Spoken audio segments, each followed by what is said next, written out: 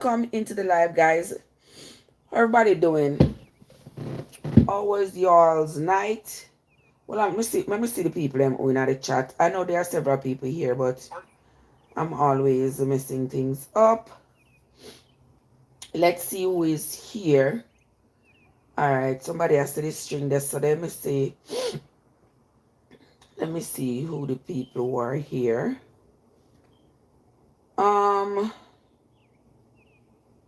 Who this? Okay, these are people passing through.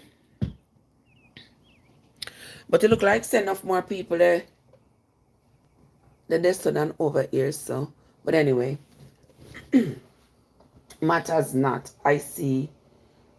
Wait, let me can't see the people then. How comes we can't see, you know? People, what happened? How come we can't see, you know? Listen, say something in the chat, people. Let me see. I don't know. I'm looking over here on the other screen and I'm not able to see anybody. But when me peep over here, so I see people. You think that messing with me again? What in the world? But anyway, I am here. So just know that I am here. The people over there on the tube, welcome. Good morning. Thank you for popping in. Thank you for stopping by. I appreciate y'all. So, Top Chef. I see somebody named Top Chef. No, me see somebody. Me can't see rest of people them. Me not see nobody say anything. I mean not see nobody. But when I look on the screen here, I want to see the sunrise. I don't pull up. Hold on, let me pull up my chair a little closer here. So. Wait, let me see. Alright, wanna see me? Hey guys! Hey, what's up? P, what's up? What you been up to? Good morning, good to see. Man, you're up early. Hey, man, you're up early. Yeah, here I am. People don't want to miss the sunrise. I know that this is a beautiful sunrise. I know that. Thank you. Thank you for the acknowledgement. I appreciate that. But also, oh, babe, my baby, what's going on? Baby, see what's up. How you doing, sugar? You just know if you find Auntie Trev so early in the morning, eh? You know exactly where to find me, huh? Oh boy, I can't hide. Morning to the people over there on the tube. Wonderful. You have a great day, my love. She knows exactly where to find me as early as the morning is. So guys, it is me. I'm here early in the morning. We are going to be welcoming the sunrise like we do in the mornings. Yeah.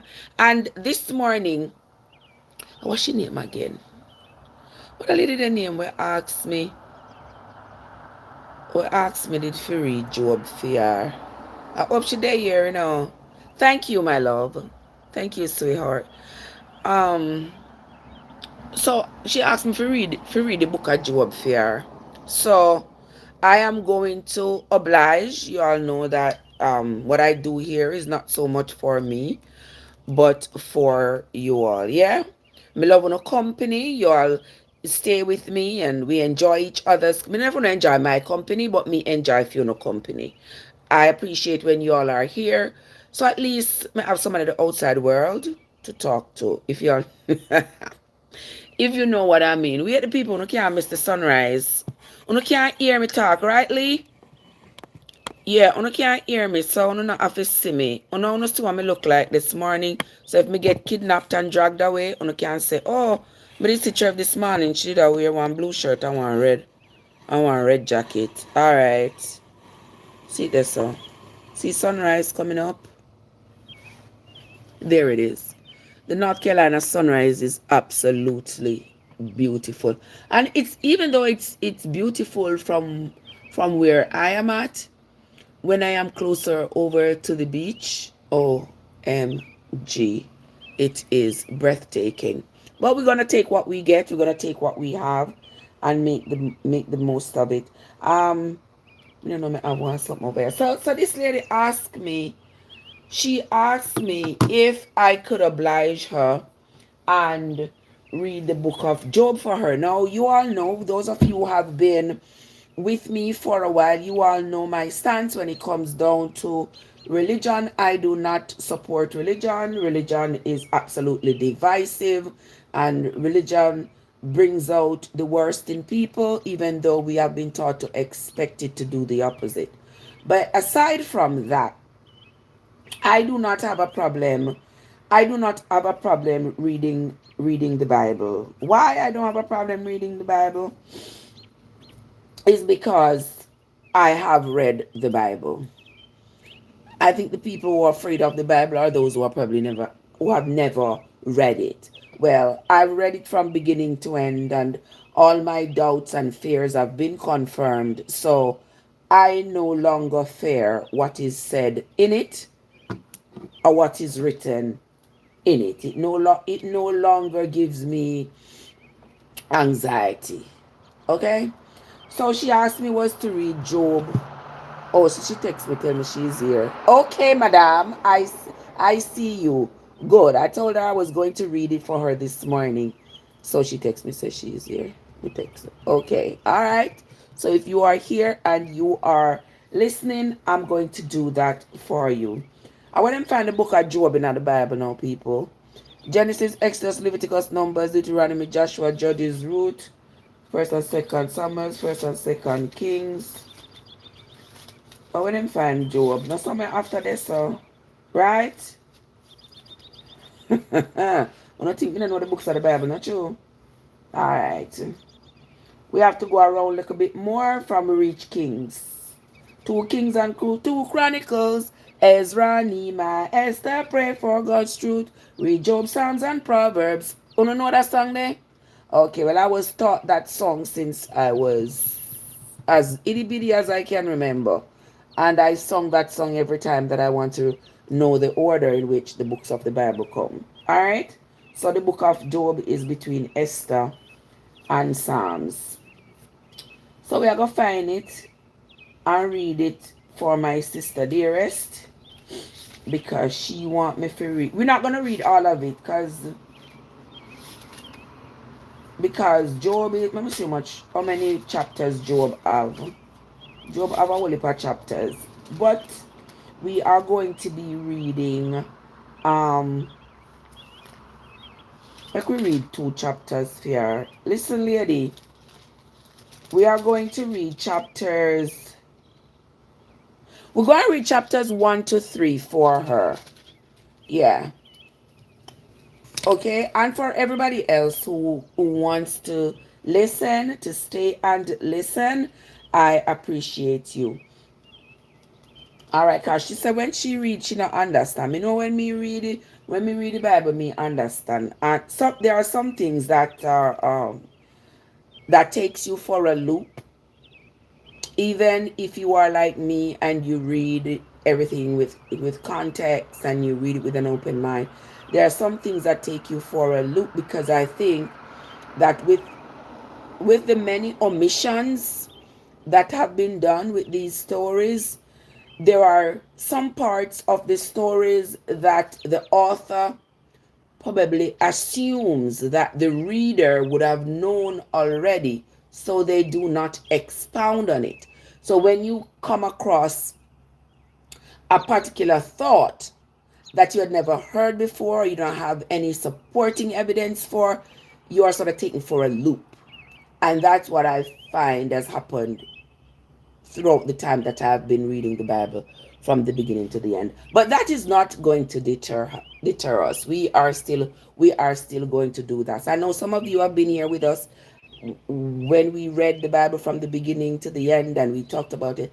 That was a very successful event. Those of you on the top did not experience much of that, because I think I came on the talk with it when I was at like Matthew or something like that. But we are going to continue. For some reason, people over there On the talk, I am not seeing you all for whatever reason. I do not know what the talk is doing, but I am not able to see anybody. Unless me I go do this. You see, I want y'all to see the sunrise. Don't forget to hit the light. See that Mr. Westmoreland is here, but over here on this screen, oh yeah, it show me Mr. Westmoreland. Let me see if it will show me anybody else. It show me Mervyn. Mr. Westmoreland, what's up? Good morning, my love. It shows me Zuri. All right, I'm trying to match it here because I'm not seeing some of the people and I'm not sure why. But that's not going to stop us. We're going to do what we are going to do either way. All right. I don't want to miss the sunrise. Oh, I don't want to miss the sunrise.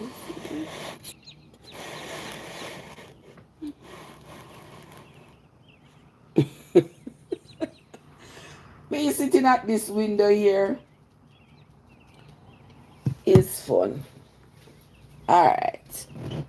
All right, let me rock back in my chair and begin for you all because we don't have the whole day. We're just going to do what we got to do. All right, lovely people. So for those of you who are just coming into the live, welcome. Thank you so much for joining me.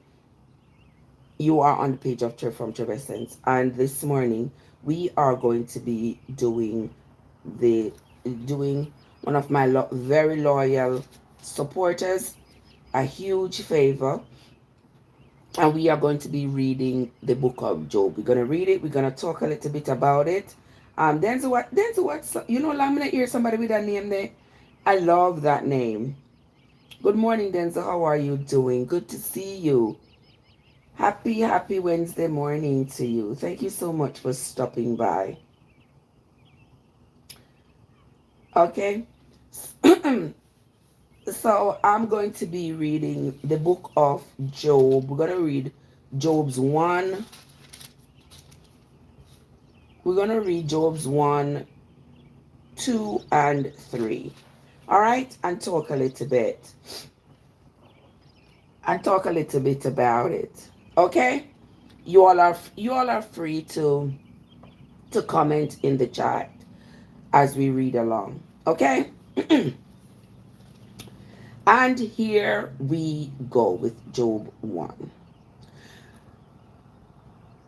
Job chapter 1. There was a man in the land of Uz, that's Uz, whose name was Job. And that man was perfect and upright, and one that feared God and eschewed evil. And there were born unto him 7 sons and 3 daughters. His substance also was 7,000 sheep and 3,000 camels and 500 yoke of oxen and 500 she-asses, and a very great household, so that this man was the greatest of all the men of the east. And his sons went and feasted in their houses, every one his day, and sent and called for their 3 sisters to eat and to drink with them.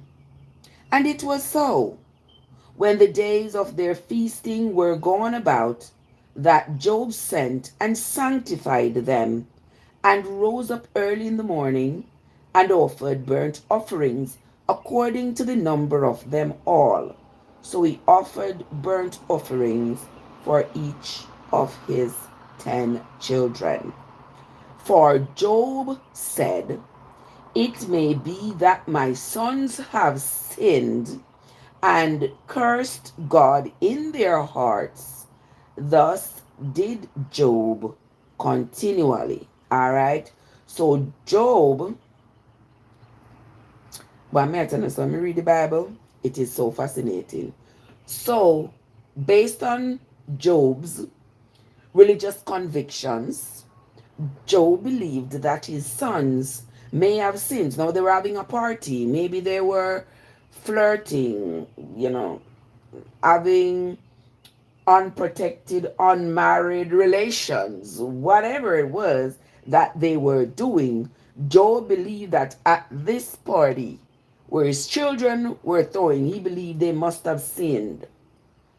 So he's not waiting for them to go ask for redemption for their sins for themselves. He's a very rich man. So he's going to offer the offerings to God for his children. Interesting, isn't it? Yeah.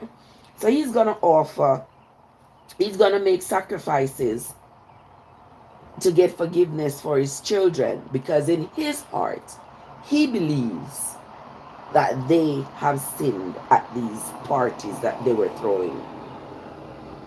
Anywho, let us continue. Thanks for the likes, guys. I appreciate it. Those of you on the tube, it is your turn to just tap the screen and register a like under this video. Let us continue. Verse 6 says, "Now there was a day, when the sons of God came to present themselves before the Lord." Hold up now.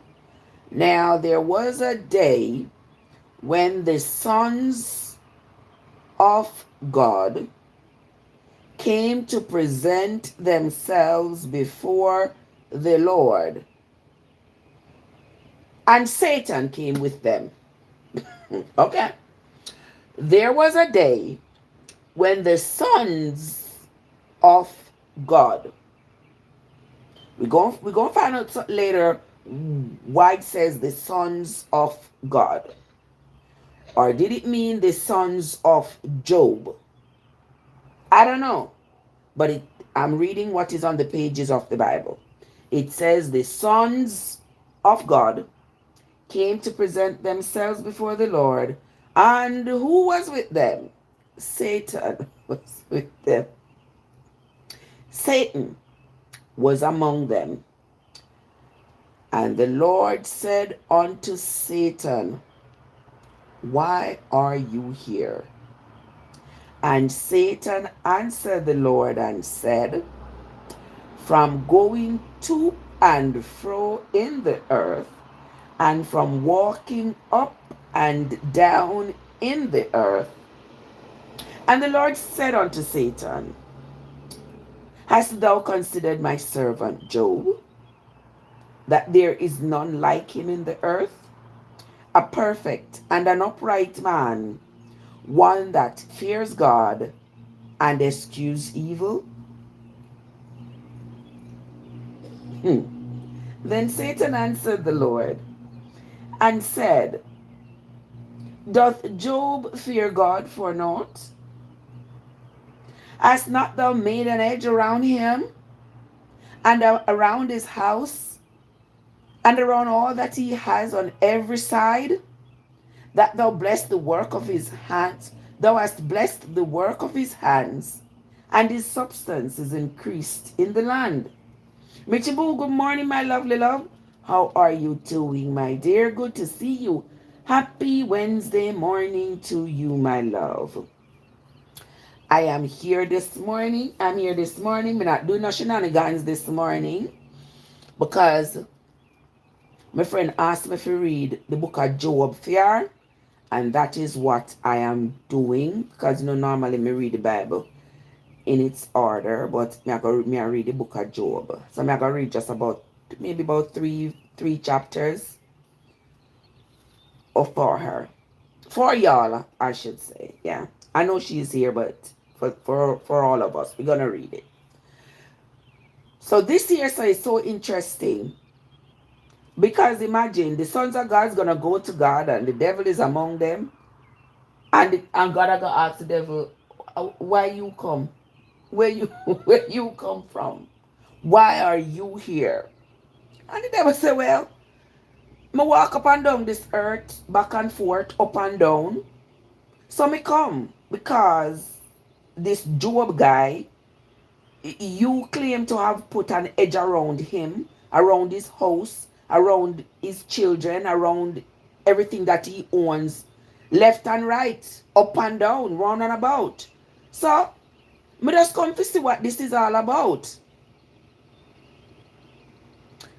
But now wanna listen. This is still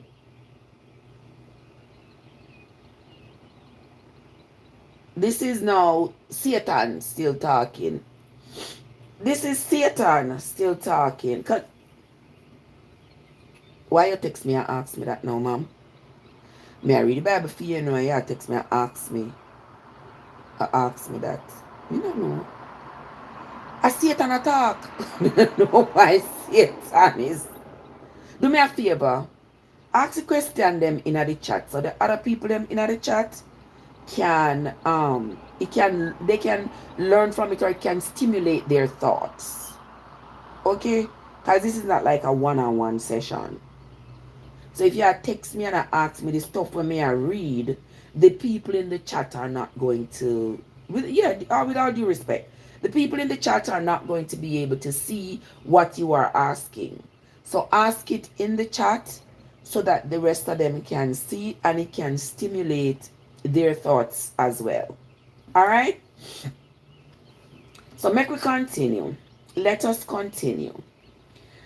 Verse 10 of chapter 1 of the book of Job says, hast not thou made an edge round about him? This is Satan talking, and about his house, and round about all that he has on every side. Thou hast blessed the work of his hands, and you have and all his substance has increased in the land. But put forth your hand now, and touch all that he has, and he will curse you to your face. This is Satan talking to God when God asked him, why is he in his presence with Job's children? All right. And the Lord said unto Satan, behold, all that he has is in thy power. So the Lord gives Satan power now over everything that Job has. Only upon himself put not forth thine hand. So Satan went forth from the presence of the Lord. I don't know, but me find that kind of questionable. So the Lord tells Satan, say, everything where you see me do for Job, everything where you see me give Job, everything you see that I've given to him, that I have blessed him with, you are free to do with it whatever you want.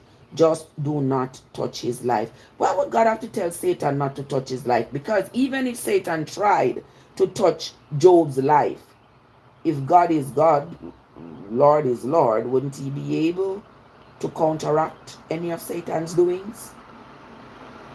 Just a thought. Let us continue.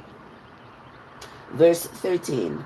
And there was a day when his sons, and me don't know that conversation there's between Satan and the Lord and ended abruptly. But let us continue anyway. Because it says Satan went forth from the presence of the Lord. So Satan gone about in business. And there was a day when his sons and his daughters were eating and drinking wine in their eldest brother's house. And there came a messenger unto Job and said, the oxen were plowing and the asses feeding beside them, and the Sabeans fell upon them and took them away. Yea, they have slain the servants with the edge of the sword, and I only am escaped alone to tell thee.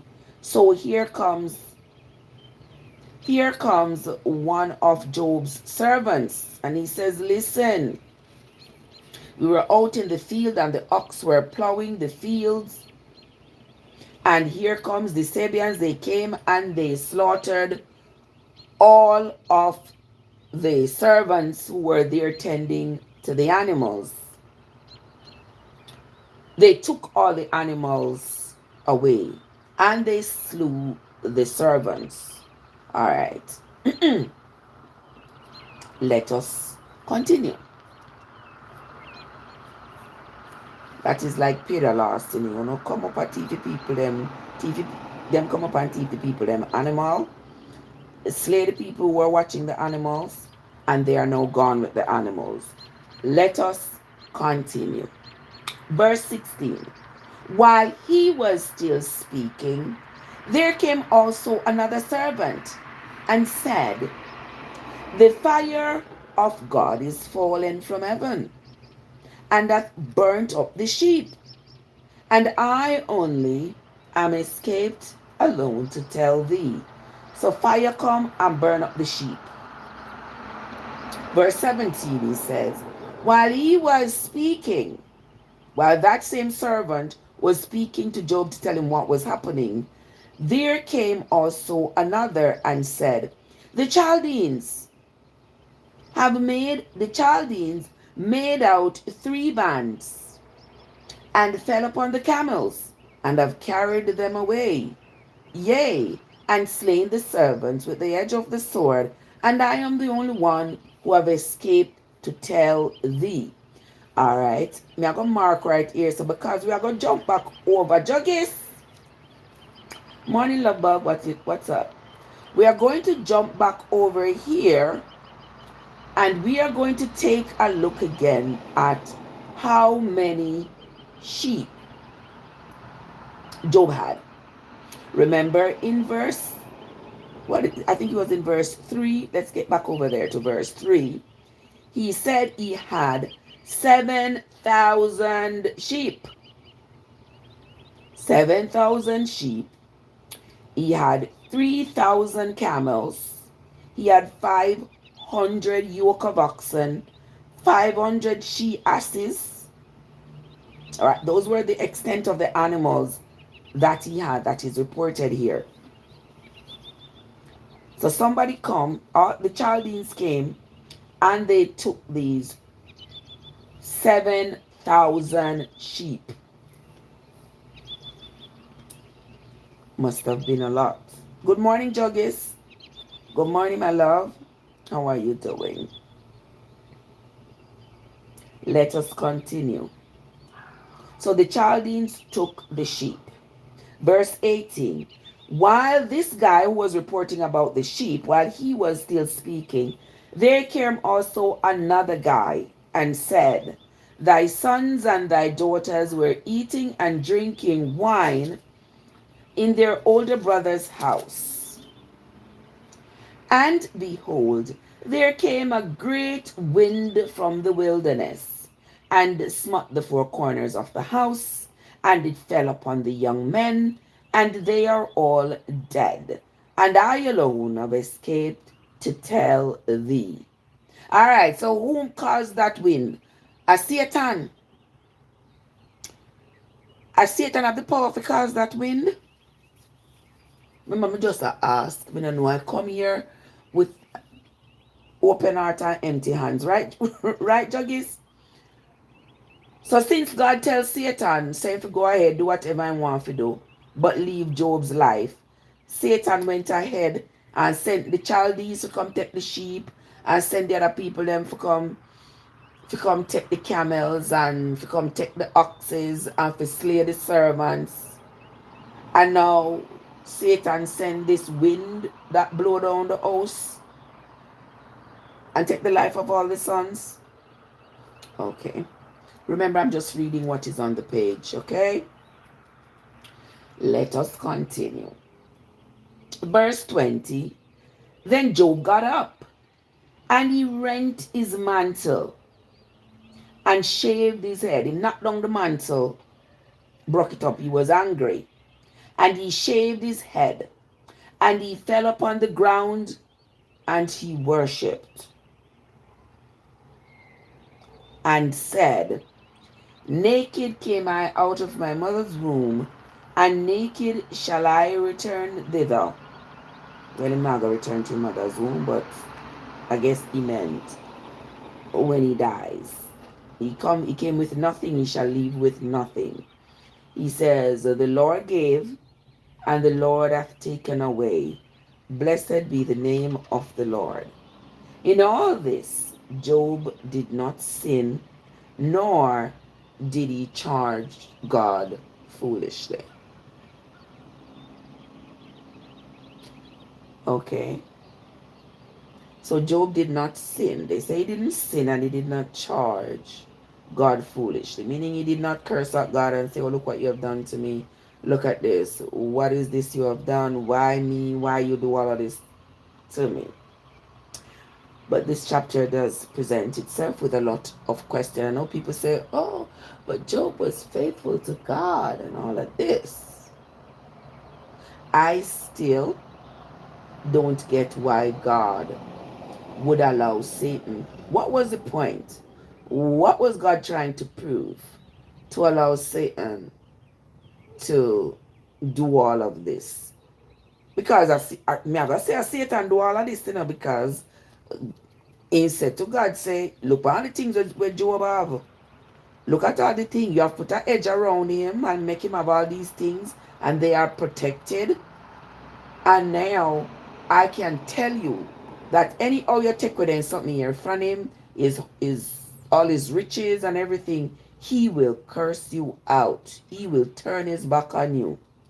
And God tells Satan to go and go do it. So that tells me that Satan have just as much power as God.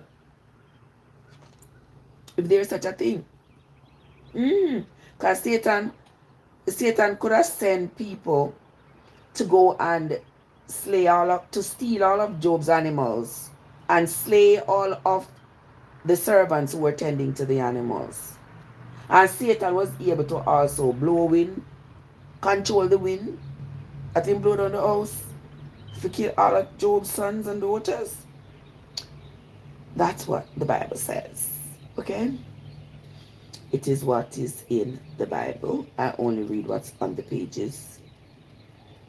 And sis, I hope that by me reading it and talking about it, you are understanding what is written. Because it is not me. Anything I say here, you should be able to separate what I say that's coming from me versus what is on the pages of the Bible. Alright.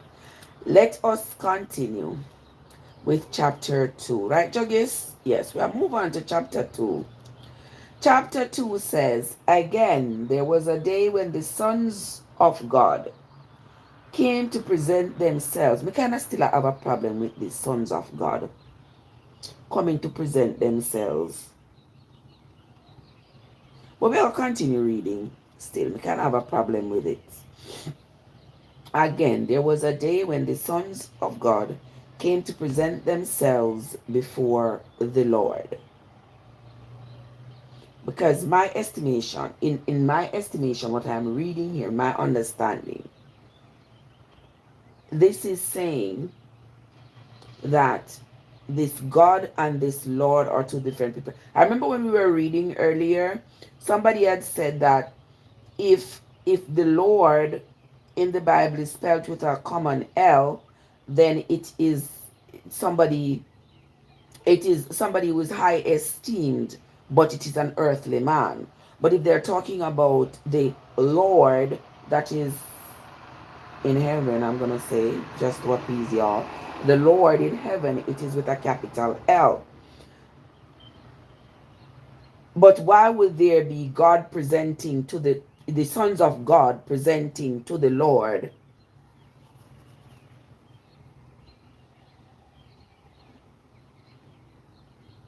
Hold on, I scrapped that thought. I scrapped that thought. I scrapped that thought. My dear sister, I don't want to. Oftentimes I feel my bias is creeping in, I gotta put it in check. All right, knowing that I'm not just reading for myself, but there are other people who are listening. So I should not corrupt your thoughts with my biases. So I scrap that thought. Let us continue. Again, there was a day when the sons of God came to present themselves before the Lord. And Satan came also among them to present himself before the Lord. And the Lord said unto Satan, where have you come from? And Satan answered and said, from going up and down this earth, back and forth, to and fro. And the Lord said unto Satan, have you considered my servant Job, that there is none like him in the earth, a perfect and an upright man, one that fears God and eschews evil? And still he holds fast his integrity, although thou movest me against him to destroy him without cause. And Satan answered the Lord and said, skin for skin, yea, all that a man hath will he give for his life. But put forth thine hand now, and touch his bone and his flesh, and he will curse thee to thy face.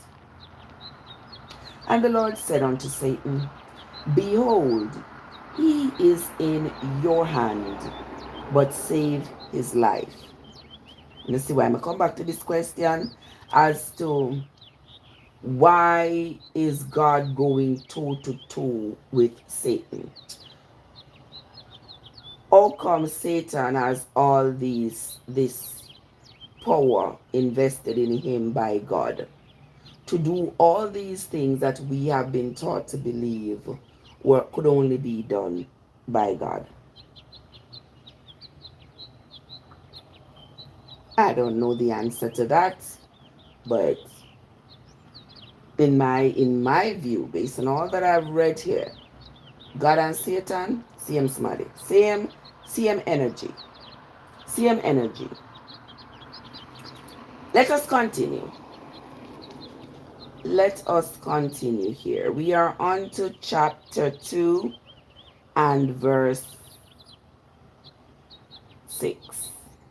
And the Lord said unto Satan, behold, he is in thine hands, but save his life. So went Satan forth from the presence of the Lord, and he smote Job with sores and boils from the sole of his feet to the crown of his head. That was Satan's doing. Okay?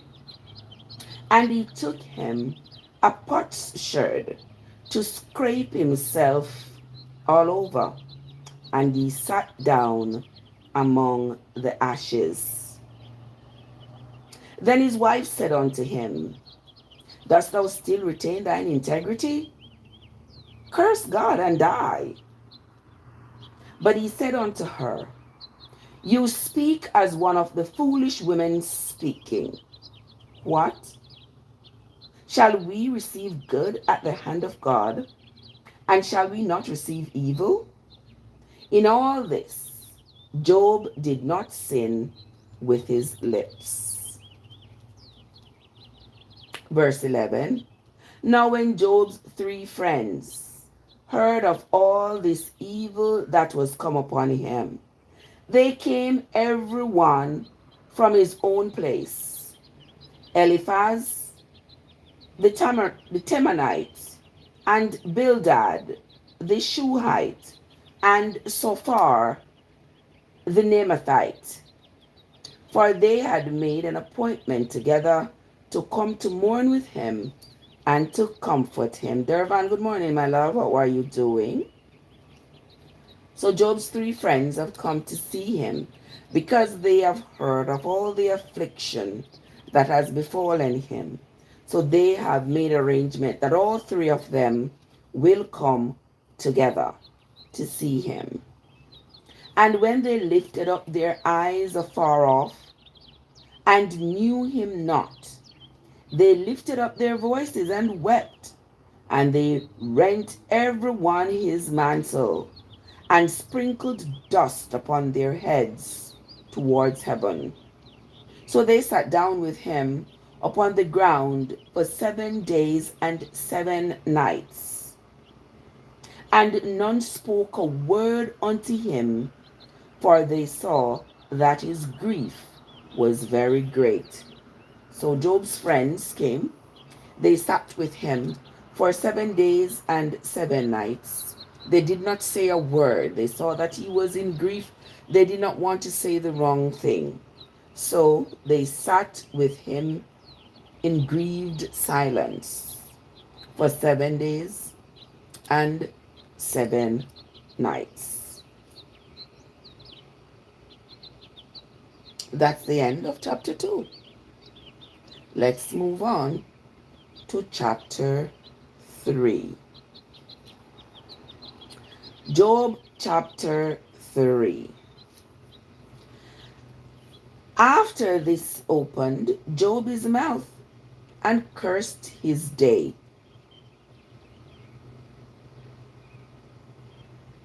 After this opened Job his mouth and cursed his day. And Job spake and said, Let the day perish, wherein I was born, and the night in which it was said, There is a man-child conceived.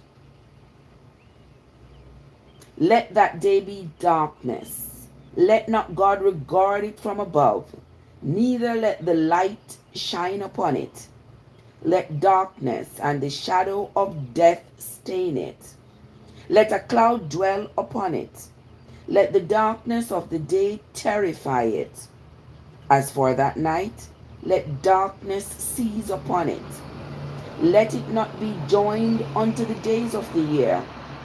Let it not come into the number of the months. Lo, let that night be solitary. Let no joyful voice come therein.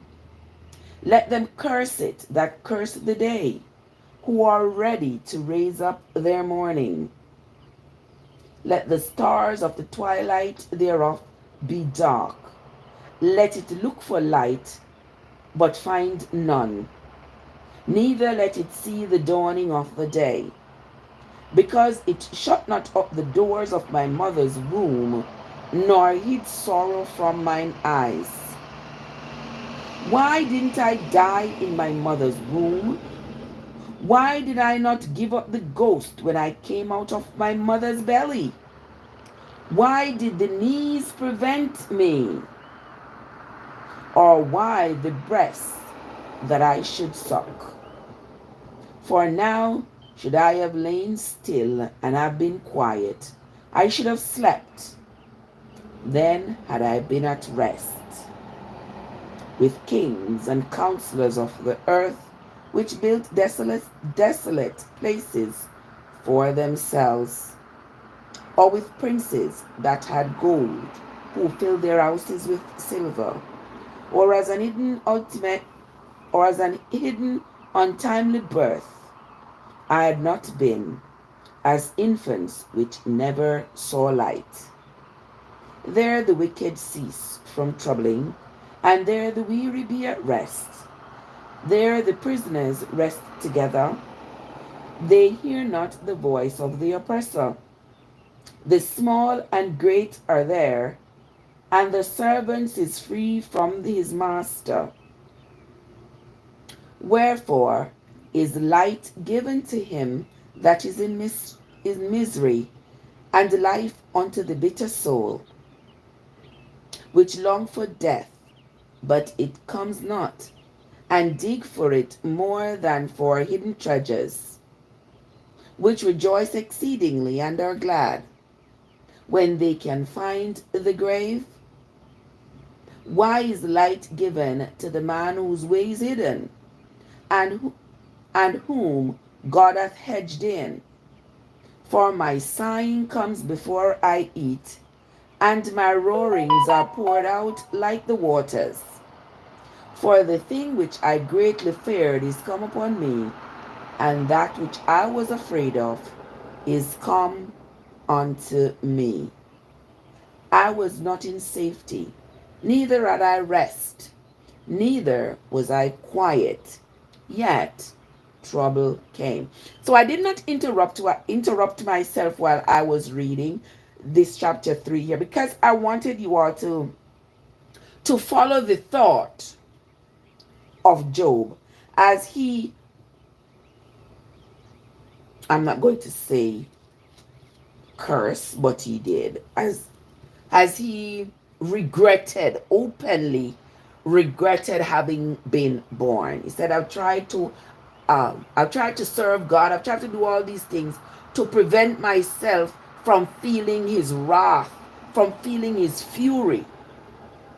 And yet, here I am in this position, which appears to him as though it is, of course, yes, it is the fury of God, while all of this has befallen me. So you see, I say, it is out of fear, I say this before, I say this a lot, that it is out of fear. This right here justifies my initial thought when I said, it is out of fear that many people subscribe to the ideologies that keeps them tethered to any religion. It is out of fear, because you see Job admitting here, he's afraid of not obeying these rules, of not, because remember, in chapter 1 he said he was the most faithful man. He went out of his way to please this God, to make sure that he's in favor with this God. He even makes sacrifices for his children for sins he did not even know whether or not they committed, but he just assumed they probably committed these sins. They were having parties and celebrations at the bigger brother's house. He assumed that, well, they're probably over there doing all kinds of things they shouldn't be doing. So I'm going to offer sacrifices for them to get their forgiveness, even without them knowing. So Job was one of those people who was so deathly afraid of retribution from his God that he would do anything. He would go above and beyond to please his God so that he would get favor. And now, with him having lost his animals and his servants and his children, and now he has this affliction where he has wounds from the top of his head to the sole of his feet. He's even cursing the day he was born.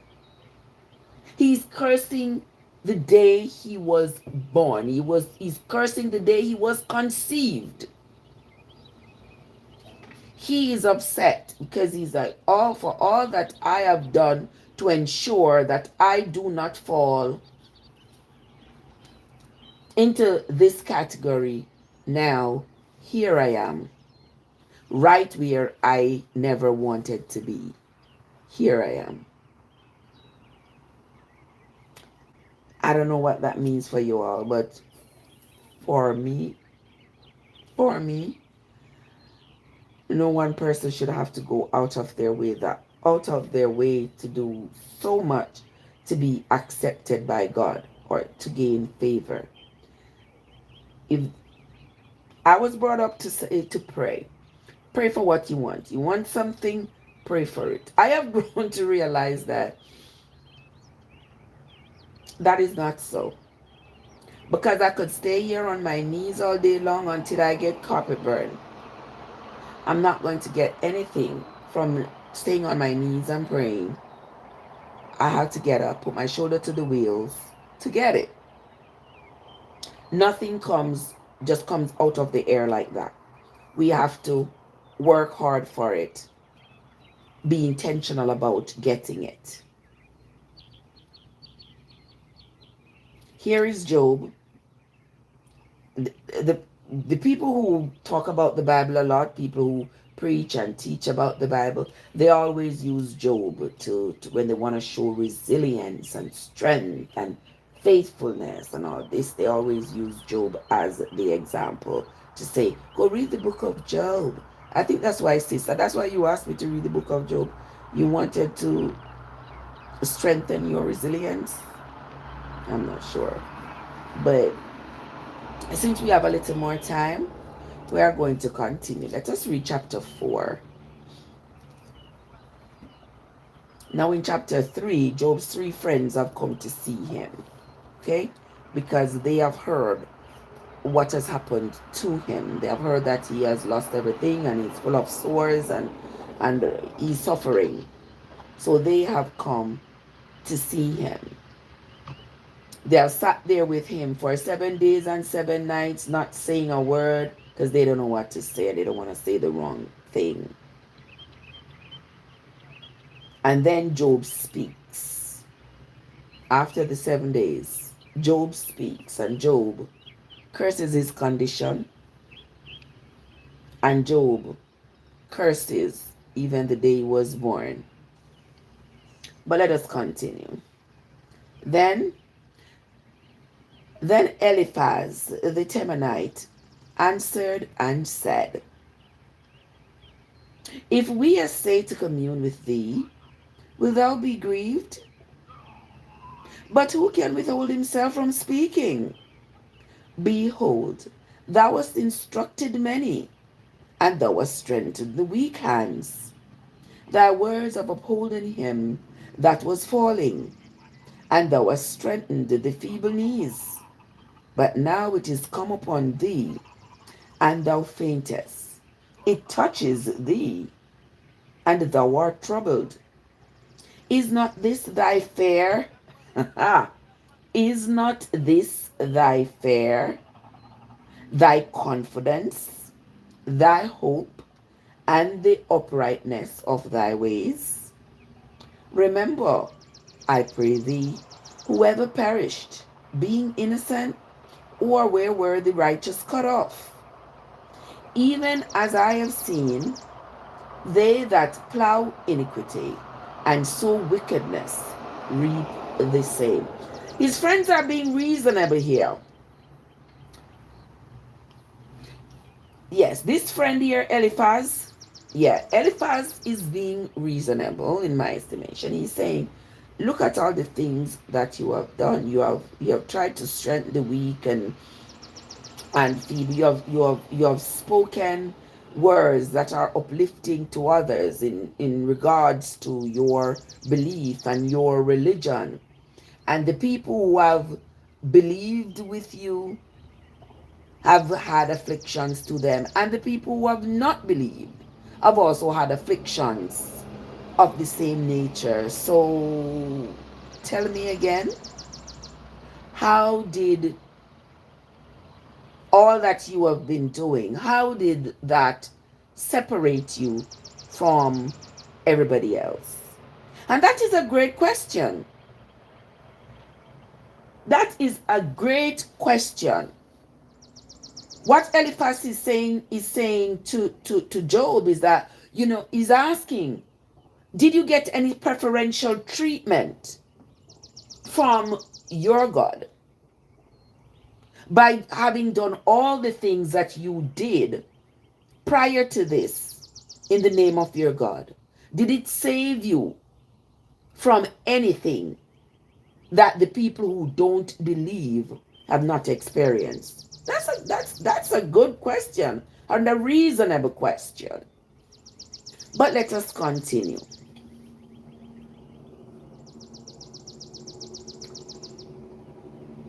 Verse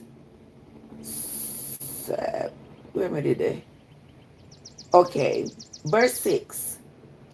Is not this thy fare, thy confidence, thy hope, and the uprightness of thy ways? Remember, I pray thee, whoever perished, being innocent, or where were the righteous cut off? Even as I have seen, they that plow iniquity and sow wickedness reap the same. By the blast of God they perish, and by the breath of his nostrils are they consumed. The roaring of the lion, and the voice of the fierce lion, and the teeth of the young lions are broken. The old lion perishes for lack of prey, and the stout lion's whelps are scattered abroad. Now, now a thing was secretly brought to me, and mine ear received a little of it.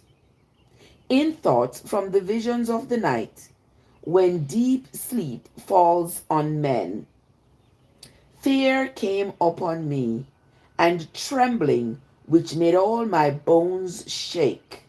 Then a spirit passed before my face. The hair of my flesh stood up. It stood still, but I could not discern the form of it. An image was before my eyes. There was silence, and I heard a voice saying, shall mortal man be more just than God? Shall a man be more pure than his Maker? Behold, he put no trust in his servants, and his angels he charged with folly. How much less in them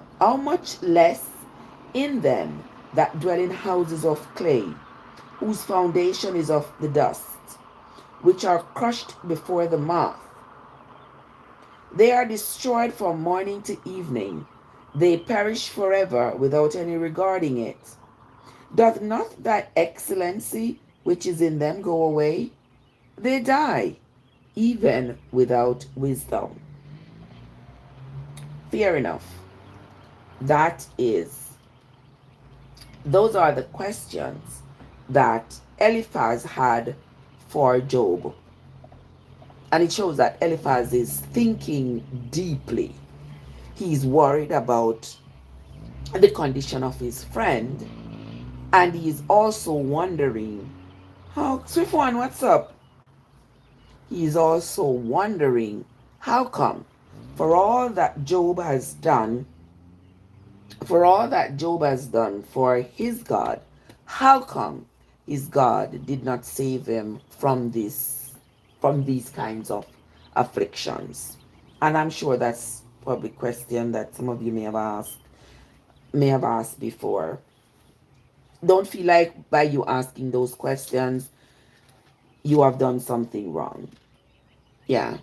Questions were made to be asked. And when it comes on to the Bible, there's a lot of fear that's being thrown around. People tell you, oh, don't question the Bible. Don't question the Bible. Whatever is in the Bible is true. Come on now, this is a story. Isn't it a story I just read? What is there to say in this story that it is truth or not? It is a story. What it does, it provokes questioning. For me, that's what it provokes. Because by me reading this, I have a lot of questions. I don't understand. I don't understand why God would give Satan all this power and this authority to do as he please unto a man, an ordinary man, to prove a point. What point is that again? I don't get it, but I'm sure there are going to be some Christians who are going to say, what do you mean, Trev? It is this, that, the other, and the third. They always find some excuses to tell you as to why. But Eliphaz was the one who spoke in all of this chapter 4 here. Eliphaz was asking the relevant questions of Job as to all this thing that you have done for this God, yet he afflicts you just like he afflicts the non-believer. So where does he draw the line? So if you're a believer or you are not a believer, nothing insulates you from his wrath. And he's right. But let us continue. Mr. Me don't gonna read to chapter 3, But let me continue. Chapter 5.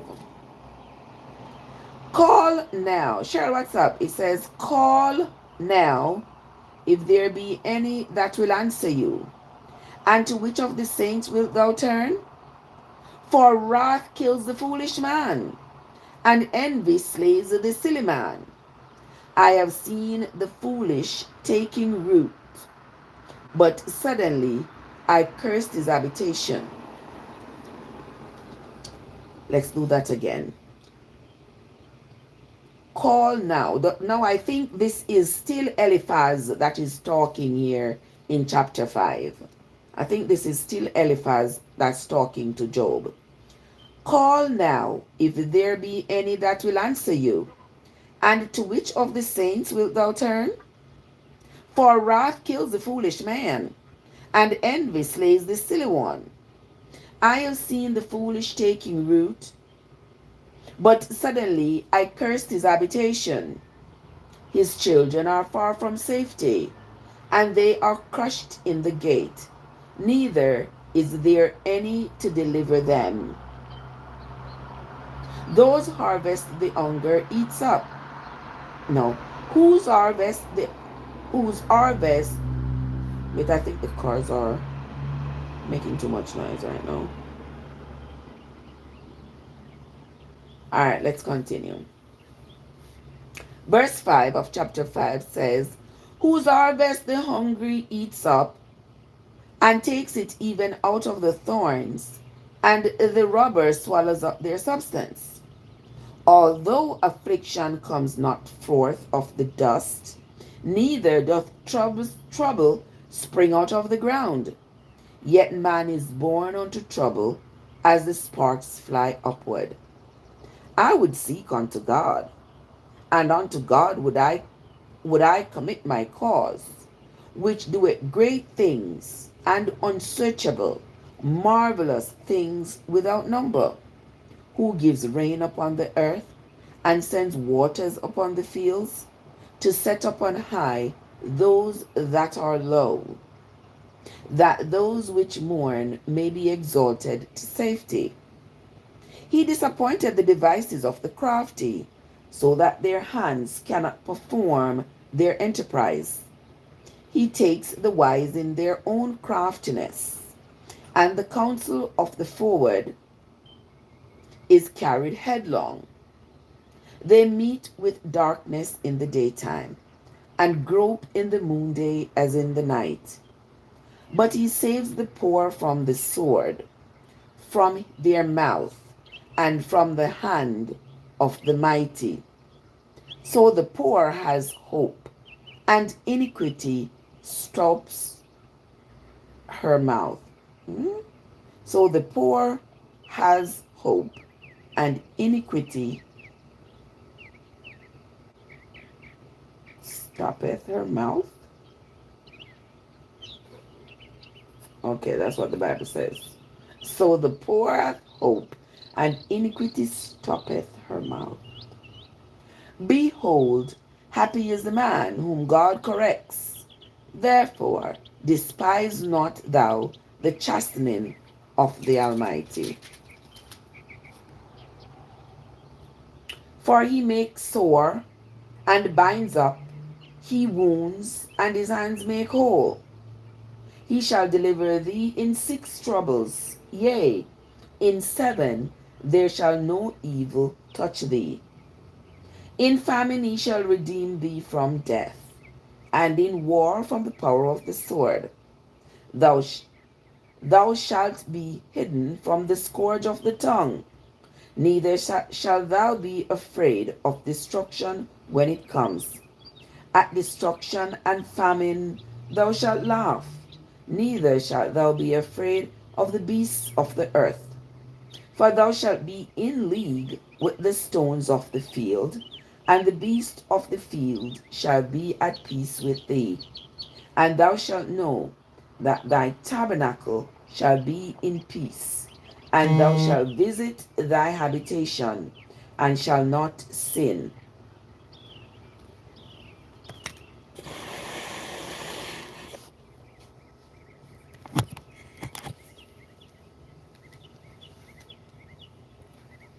Actually, I did my phone dead. Una see ya. We Shana man nizzle be dizzle. What's up? Ay, my word, you know say. Lock, what's up? Lock says Satan have power. That sounds contrary to the Bible. Yeah. Listen, listen, my love. I know nothing. All right, I'm see the sunshine already. I'm see me here now. TikTok, log off because me not even realize that my phone lose charge. But anywho,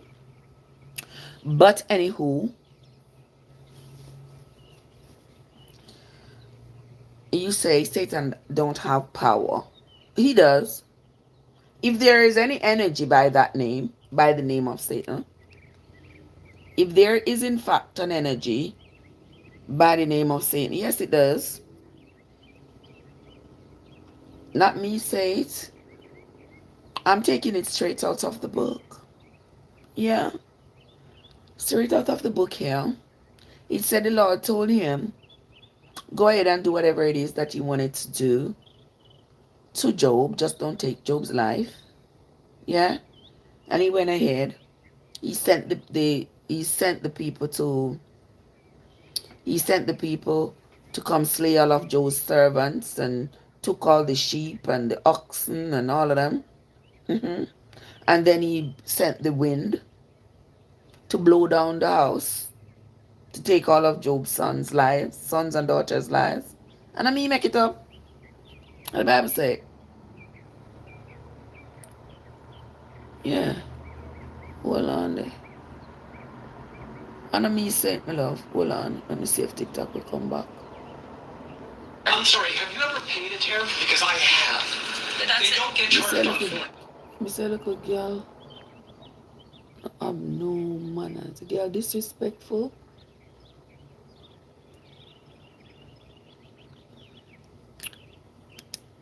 Anyway, see me here, I come back. Alright, I come back, people. Okay? So let us continue. For those of you who missed out a little bit, yeah, I didn't realize that the phone lost charge. But anyway, we are going to continue because we are continuing to read what the Bible says, not what Trev says, not what Trev thinks, not what Trev believes, but what is written here. And you see, my friend, that is why there are so many questions, because the math isn't mathing. That's why people be always asking questions, and some people don't ask questions because they are deathly afraid. They are deathly afraid of asking any questions. You see what Job's friend said to him here? You do all of this. You do all of this. Claiming to you want to be extra. You want to be extra reverent. You want to be in service to God. You're doing everything so extra because you want to get his favor. You want him to single you out for special kinds of mercy. And yet still, you end up just like people who haven't done any of those things and people who don't believe. So if the friend is asking a legitimate question, like, what was the purpose? Like, what have you gained? What is all of this for? We are going to continue reading what it says here, not what it says here. All right. Verse 19, chapter 5, verse 19, he says, he shall deliver thee in 6 troubles. This is Eliphaz still talking, you know. He shall deliver thee in 6 troubles. Yea, in 7 there shall no evil touch thee. In famine he shall redeem thee from death, and in war from the power of the sword. Thou shalt be hidden from the scourge of the tongue, neither shalt thou be afraid of destruction when it comes. At destruction and famine thou shalt laugh, neither shalt thou be afraid of the beasts of the earth. For thou shalt be in league with the stones of the field, and the beasts of the field shall be at peace with thee. And thou shalt know that thy tabernacle shall be in peace, and thou shalt visit thy habitation, and shall not sin. Thou shalt know also that thy seed shall be great, and thine offspring as the grass of the earth. Thou shalt come to thy grave in a full age, like as a shock of corn comes in his season. Lo, this we have searched it, so it is. Hear it, and know thou it for thy good.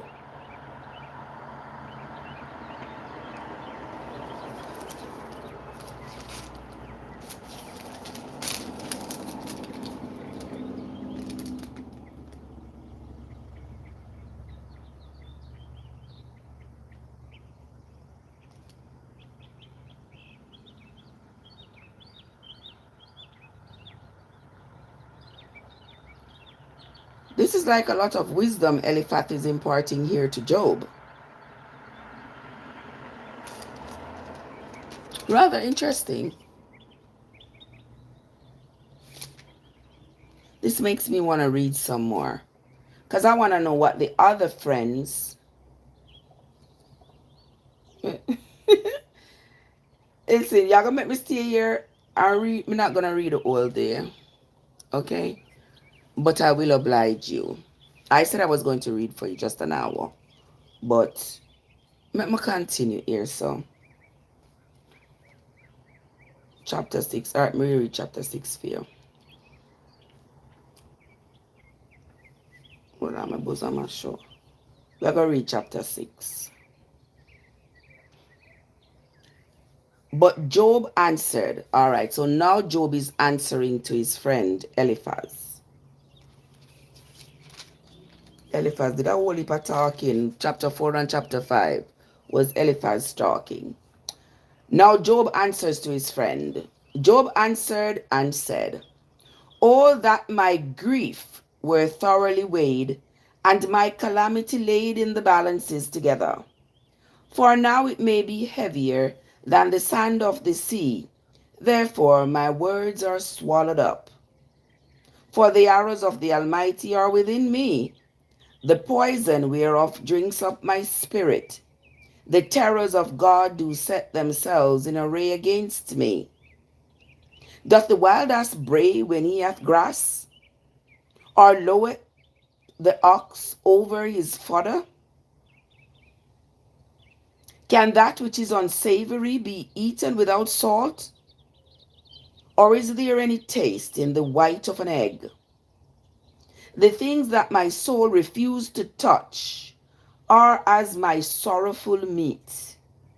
Oh, that I might have my request, and that God would grant me the thing that I longed for, even that it would please God to destroy me, that he would let loose his hand and cut me off. Then should I yet have comfort. Yea, I would harden myself in sorrow.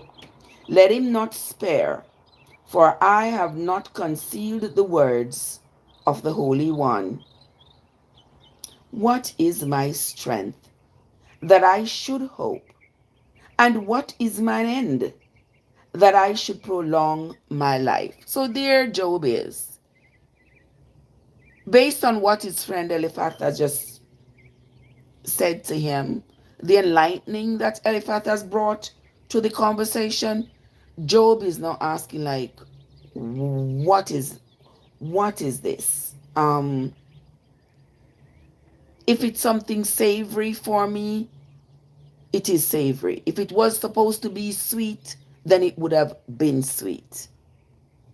But I have to accept that what I'm experiencing right now might just be my lot, regardless of how I had praised my God and done all these things to ensure that I gain favor. Here I am, just like the unbelievers. He wasn't wrong. He wasn't wrong, but let us continue. He says, the things that my soul refused to touch are as my sorrowful meat. Oh, that I may have my request, and that God would grant me the thing that I long for, even that it would please God to destroy me, that he would let loose his hand and cut me off. Then should I yet have comfort. Yea, I would harden myself in sorrow. Let him not spare, for I have not concealed the words of the Holy One. What is my strength that I should hope?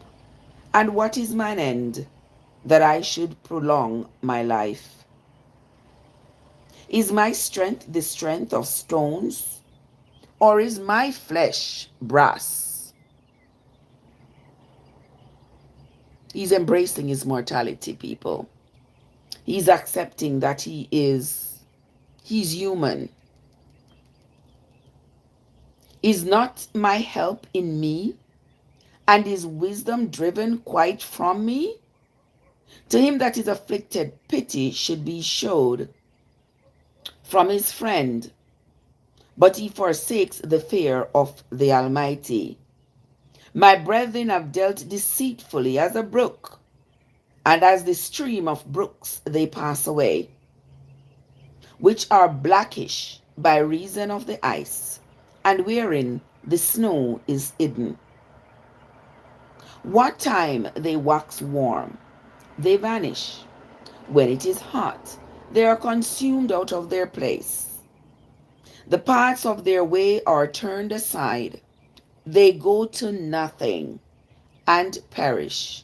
The troops of Tema looked, the companies of Sheba waited for them. They were confounded because they had hope. They came thither and were ashamed.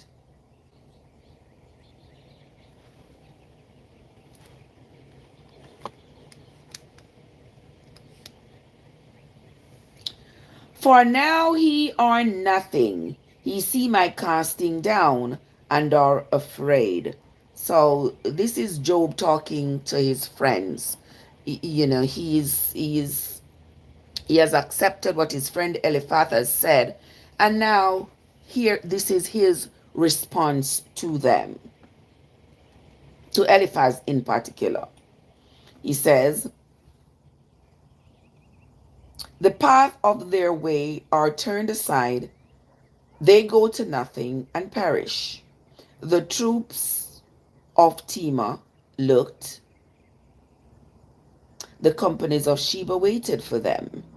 They were confounded because they had hope. They came thither and were ashamed. For now ye are nothing. Ye see my casting down and are afraid. Did I say, bring unto me, or give a reward for me of your substance? You can get mad now, you know. Job get mad. Job said, me did I beg you nothing? Me never beg you nothing. Me never ask you if you bring anything come to me, come give me. You come visit me, and you should be uplifting, but rather you are not. He's not too happy with what Eliphaz has told him. Teach me, and I will hold my tongue, and cause me to understand wherein I have erred. He said, don't tell me when we did go wrong. Because una talk about me having gone out of my way to praise God and to do the things that per my culture and my religious beliefs have taught me to do.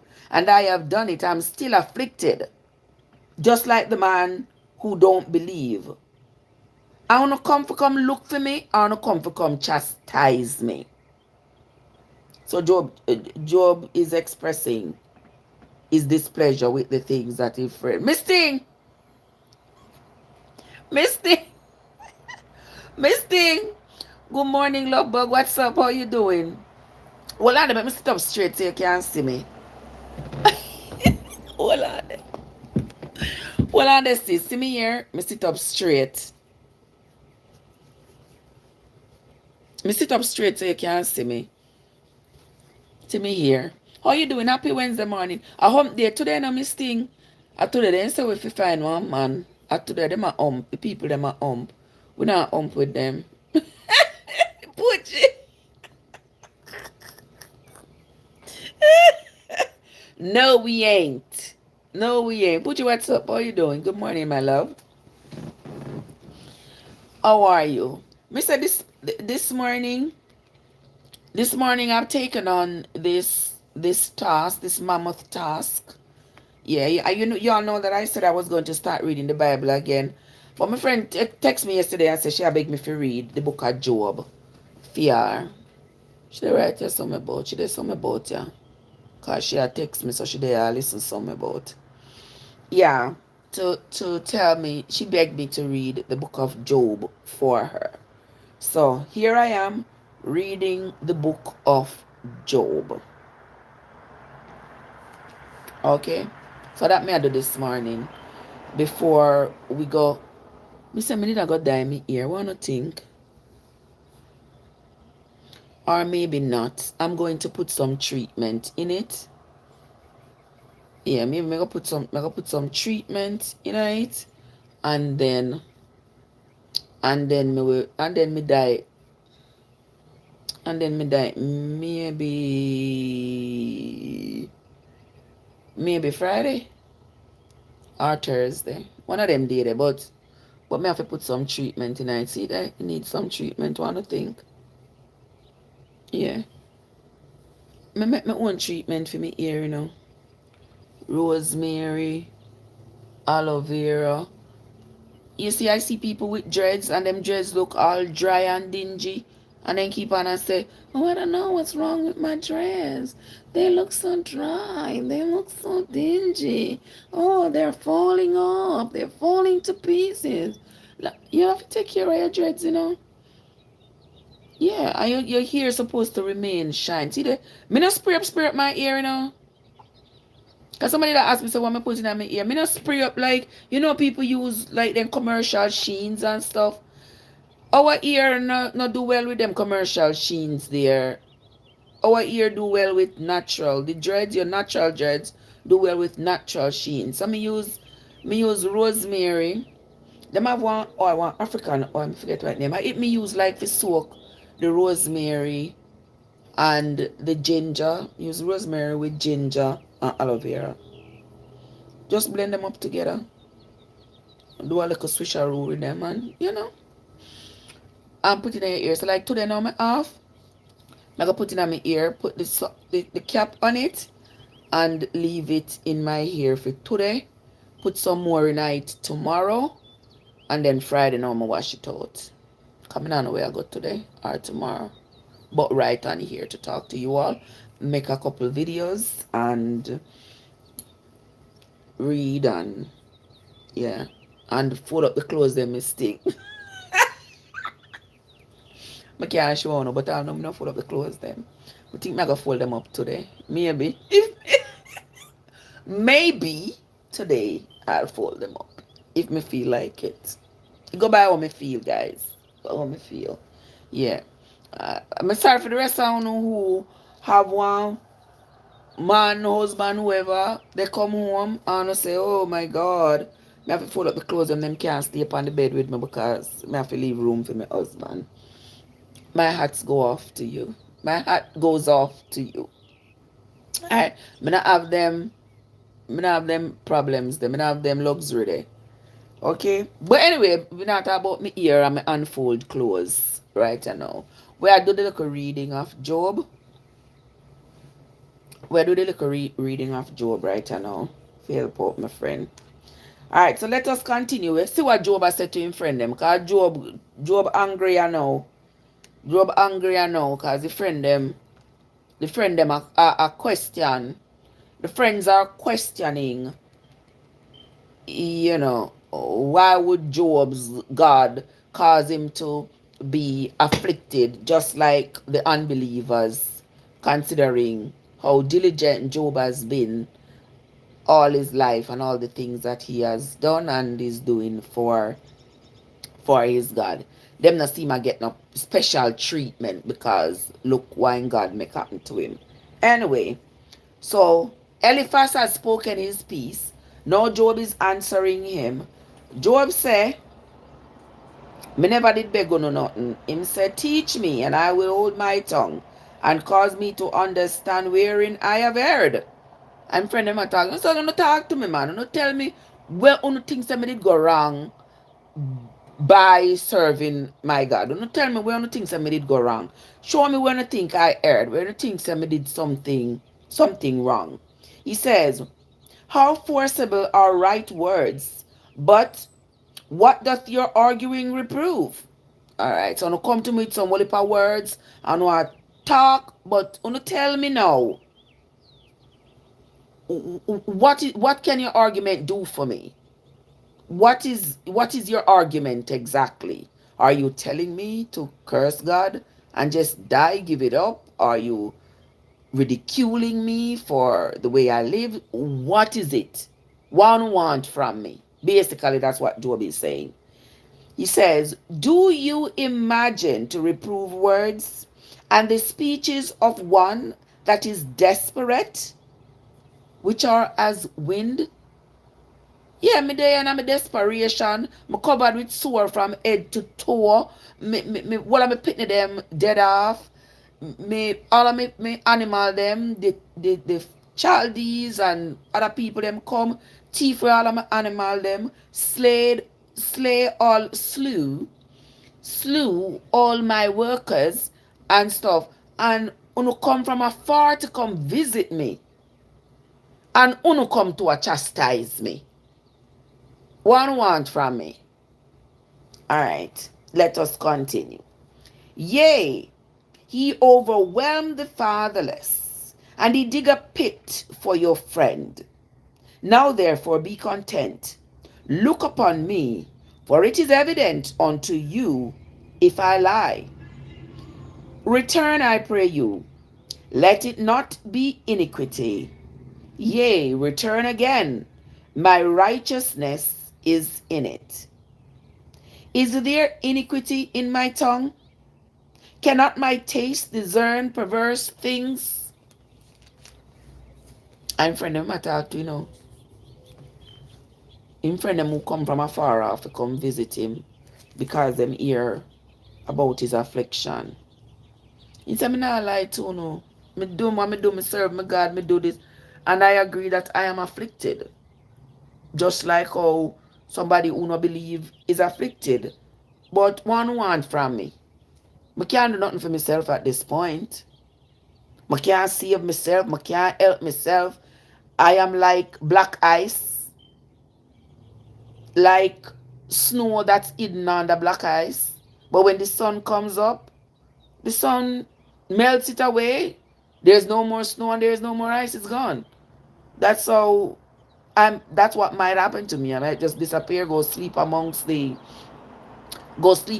prisoners. When he say go sleep among the prisoners, and a prison are going now. He means death. Like when I die, I go sleep among the prisoners, among the masters, among the four parents, among kings. Yeah, that's what he's talking about. Tom, what's up? How you doing? How you doing? Good morning. That's what he means. He goes to sleep with the prisoners. Everybody got to stay in place when they're dead. So whether you did rich, poor, good, bad, whoever you are, whatever you did, all of we got to see him Shut Eye Island. That's what them call it. Yeah, all of we go take a dirt nap. All of we go to see him place. That's what he was saying. Tom,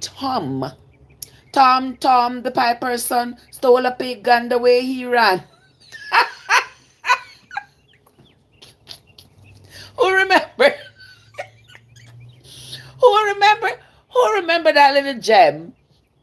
I am fine, Tom. Oh my goodness.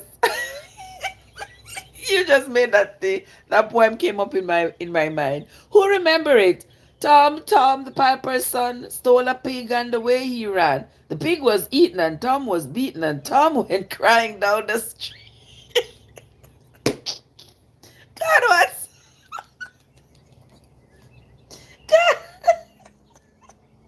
God, what's up? I like it. Good morning, Tom. How are you doing, my love? Good to see you. Just laugh with me. Life is full of laughter and sadness. Oh, you're in Lagos. Oh, he's in Lagos. I am here in the good old, bad old US of A.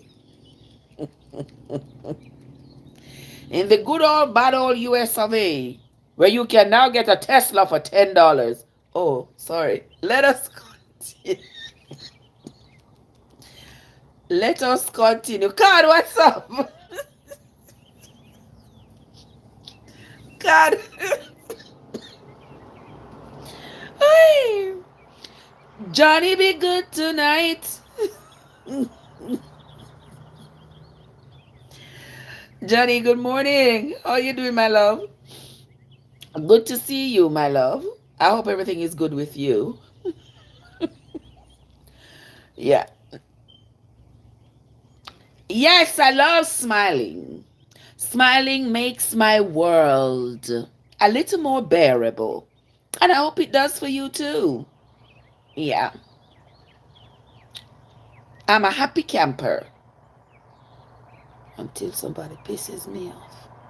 But nobody's pissing me off today. Okay. So we are going to be happy together, and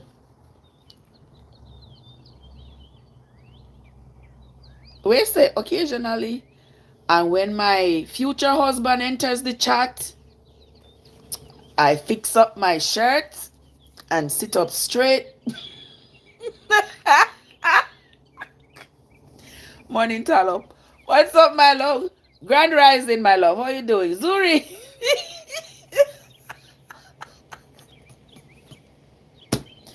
Zuri. What's up, my love? People know see my friend Zuri. There's a world up in the place. On go and go order on Easter bun and all those good things. Yeah, Zuri the baker. Um, you say you're here drinking. Oh, you're drinking coffee. Oh, you're drinking coffee. Okay, good. I don't drink coffee, but I haven't drunk anything. Drace, what's up? Good morning. How you doing, my love? Good to see you. Welcome into the early morning live. Tell up on the live. Okay, no problem. Yes, so this morning I was here. For those of you who are just coming, because I see that I just had a rush of commenters and people coming. This morning I was I get laughy pea soup this morning, really. I was reading the book of Job. I can't read all of it in one shot, but I was reading it because my friend asked me to read the book of Job. So I just decided, all right, let me come read it here. Tom says, what is your happiness? What is my happiness? What is my source of happiness? Is that what you mean? Well, I'm awake. You know how many people don't wake up this morning? But I am awake. Yeah. And I'm just generally a happy person. Yeah. I generally keeps a pumped up spirit. A delightful spirit. Kingman, what's up? A spirit that is happy and gay. Yeah, and I use the word because when I grew up, the word meant that you're happy and joyful. That's what it means. Yeah. And nobody is always happy because this is life.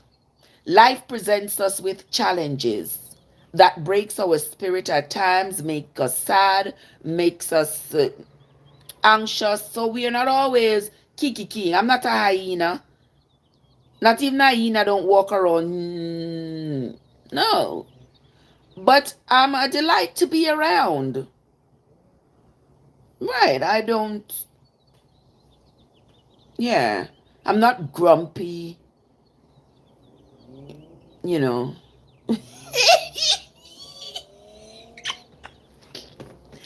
Like, seriously, Cud. She says, if me sure. Of course, me sure. Of course, me sure. And you know that too.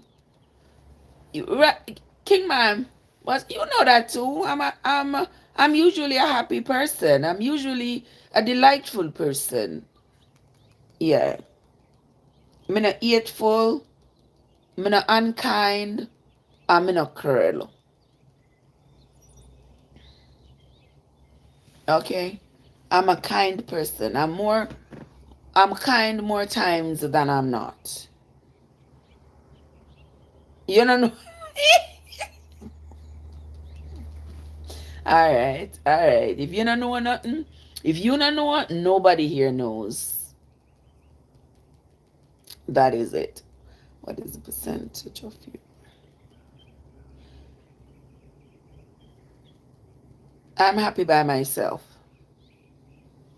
Happy by myself. Happy to be my Jamaican woman, sugar and salt. Ask Joseph. Ask Joseph. Is Joseph there? Ask.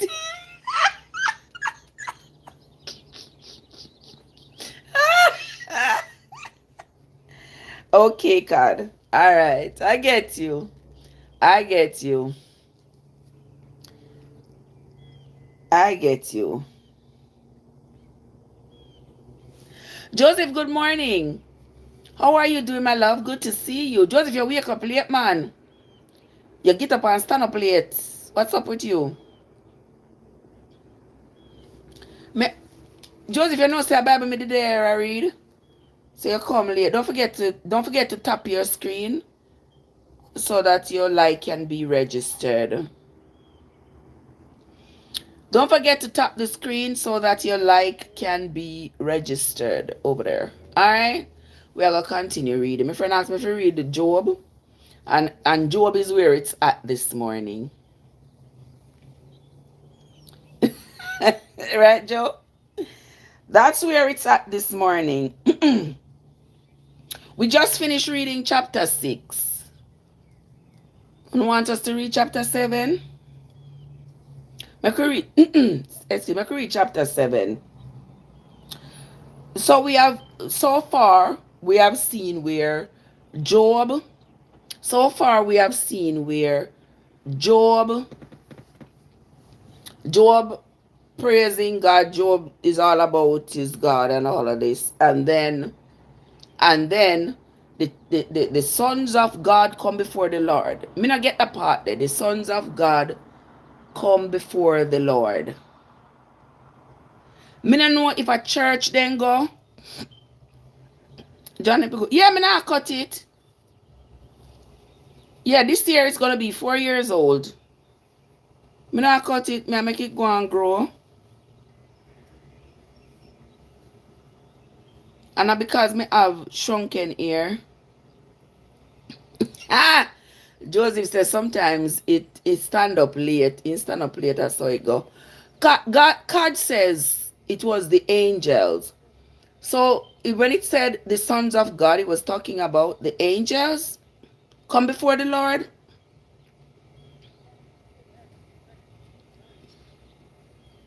Oh, Johnny say his dreads is 10 years old. Okay, so all right. All right, people. So God says when the Bible said the sons of God had come before the Lord, it meant angels. Come before the Lord. And Satan came as well. And I mean say people of the Bible. So the sons of God came in front of the Lord. And Satan came as well. And God asked Satan, where you come from?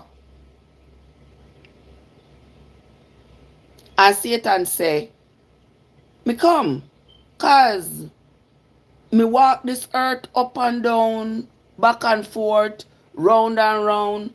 So same like how everybody else can come, me can come too. Me know this whole place like the back of my hand. So if them a come, me a come too. He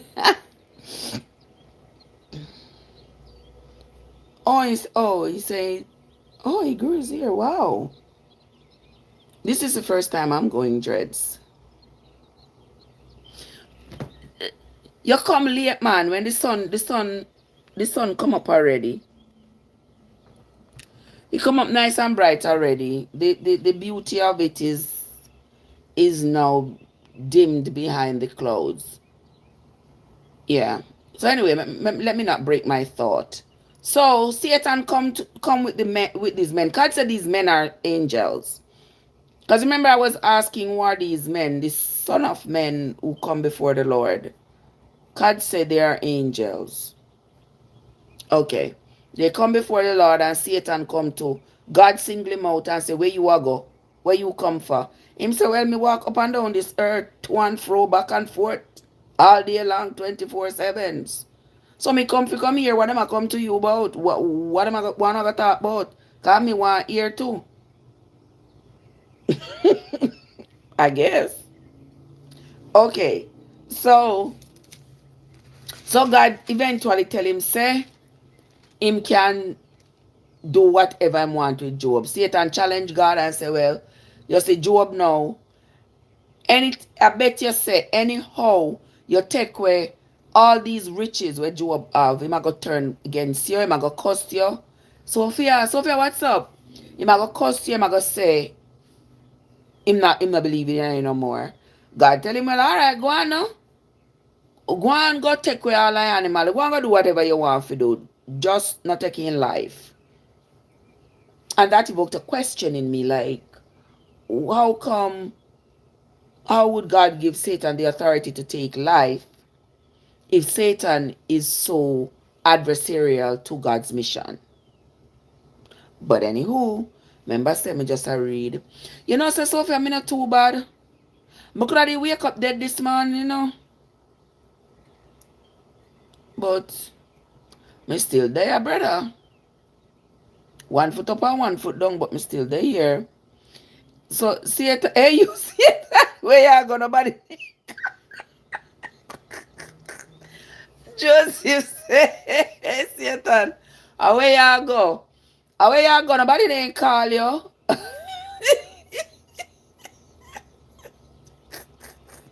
And that means this for the Bible. so Satan went out. So Satan went out, and Satan send the Chaldees and whoever else to come take away Job 7,000 sheep and how much thousand ox and 500 ox and 7,000 sheep and slay the people who were taking the servants who was taking care of these animals. All right. And this one servant was able, each time there was one servant left to go carry the news, go give to Job. And then go to God again, and Satan go again. And God asked him the same question, where you are coming for, what you want? And him still had a conversation about Job. And he go back now. And him afflict Job because the Job have sore from the top of his head to the bottom of his feet. Can you imagine how Job did smell? And yeah. Anyway, that's what happened. Now Job's 3 friends heard of what had happened to Job. He has lost now his children because Satan blew the wind and blew down the house where all his children were in, and everybody dead. Everybody was in at the party. Only one somebody escaped the party to come tell the news to Job. So everybody dead. All the animal, them, everything gone now. So Job gone down to nothing. His 3 friends came to see him. And one of the friends, Eliphaz, them sit down with Job for 7 days and them not say a word. I wonder how many hours were in their days at that time. Because for 7 days they come to visit him, and for 7 days they said nothing. And then the friend one named Eliphaz decides, say, you know what? Me I go say my mind, you know. Whether I'm bex or him please. Me I go say my mind. So Eliphaz starts telling Job, look on this now, Job. Look at this. You you know some mind run pan Charmian. Anybody book up Charmian Brown? Because remember Charmian was in the hospital. The last couple of days we did live for about a week. For those of you who don't know Charmian, Charmian is my dear friend on here on the talk. She lives in New York, but she has a severe heart condition. She's been in the hospital for a week. Anybody see her do live? Or hear from her? Wanna make me know. When we come off of the live, I forgot to send her one message. But anyway, let us continue, because my mind just went from her. God says, but in Job 38, God says he control the wind. All right, me not reach a 38 yet. But here so, in a chapter 2, Satan blow the wind and blow down the house and kill Job pitney them. So if God control the wind, that's another controversy there, because if God control the wind, God gives Satan the permission to blow down the wind. If he kill everybody, God and Satan are the same entity. But anyway, the wind come. Satan blow this wind, blow down this house, take the life of all of Job's children. So we are going to fast forward now to when Job's friends come to visit him. His 3 friends come to visit him because they have heard of his affliction. They sat there with him for 7 days. Then Eliphaz said, "I just sit down here and look around, I'm going to just tell my mind. Yo, what Job? Yo, listen here. Look how you live your life. You live your life. You live your life according to religion and tradition and all. You even sacrifice animals for the sins of your children without even knowing what sin they have committed. That's how devoted you are to this religion. That's how devoted you are. And because of that, your God bless you. You say, your God bless you. And he make you have all of these animals and all this land and all these servants and all these things. It's a your blessing where your God give you for you serving him. But look at it. Him take it back. Y'all your pitney, your 10 pitney them dead. The people them come thief for all your animal them and kill all your servant them. Look on you. You stink to the highest heavens. Anybody can smell you 10 miles away. You're full of sore. Like, what is the point? Because you not get no better treatment than the people them who no believe, who no sacrifice no animal, who no claim say them a worship your God and all of this. You haven't gotten any better treatment. So what was the point? And he did ask a valid question. I don't think he was trying to be facetious. I believe that Eliphaz was frustrated. He didn't like the state of his friend. And considering how his friend uphold their religion and their religious beliefs, he figured that the gods should exercise more favor towards Job. So he was frustrated. Rightfully so, right, Bonafide? Rightfully so.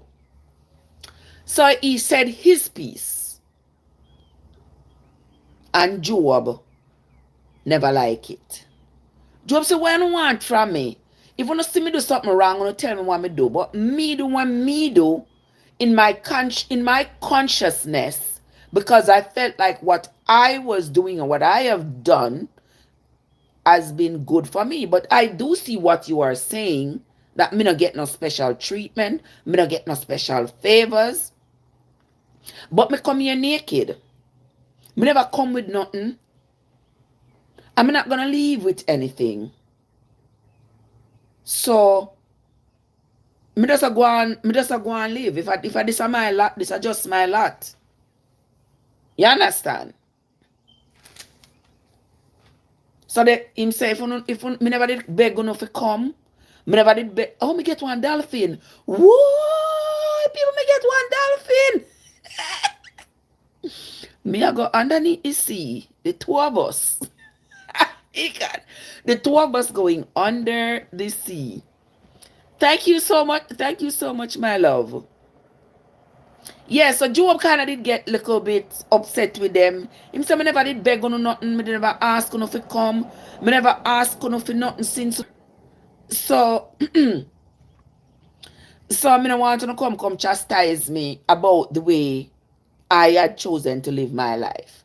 If you come with compassion, you leave the compassion here. And if not, you go along back on the yard. That's basically what I'm saying to them. God insists we must read chapter 38 because chapter 38 is very important. Alright. So she bribed me. She bribed me with one dolphin. She just bribed me with one dolphin and said if you read chapter 38. Let me see what chapter 38 say. In a Job. Job 38. Alright. In Job 38, it said, then the Lord, which verse me for read? Me for read all right? Eh? No man, for one dolphin, I can only read 5 verses for one dolphin.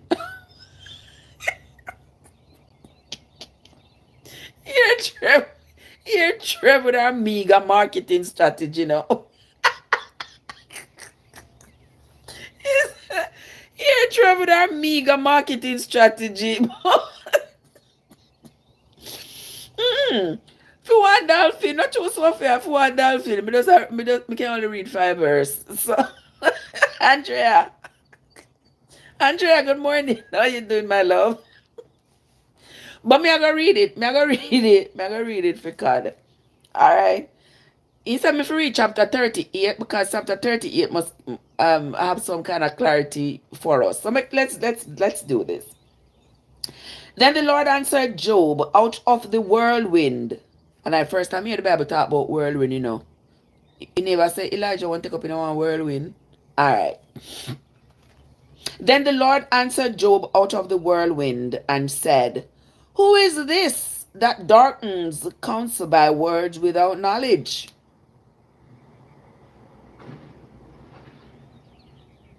Who is this that darkens counsel? Me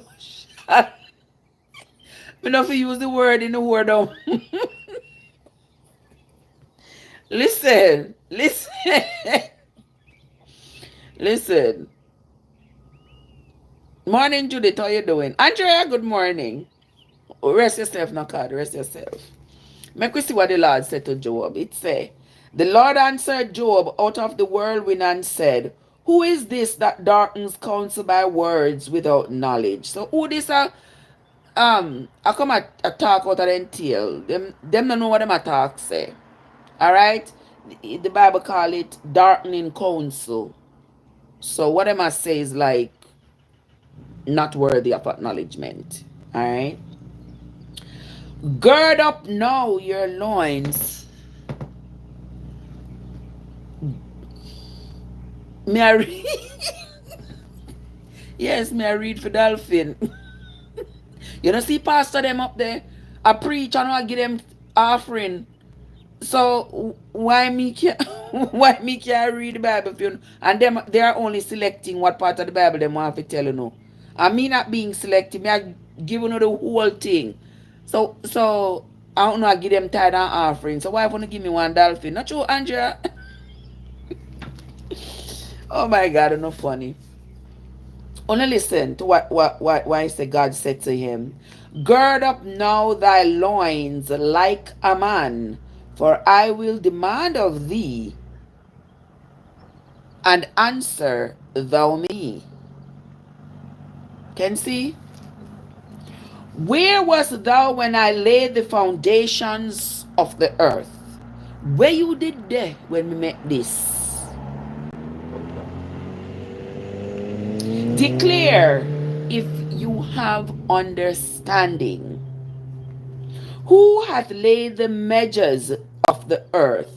Tell me if you know. Who laid the measures of the earth? Or who has stretched the lines upon it?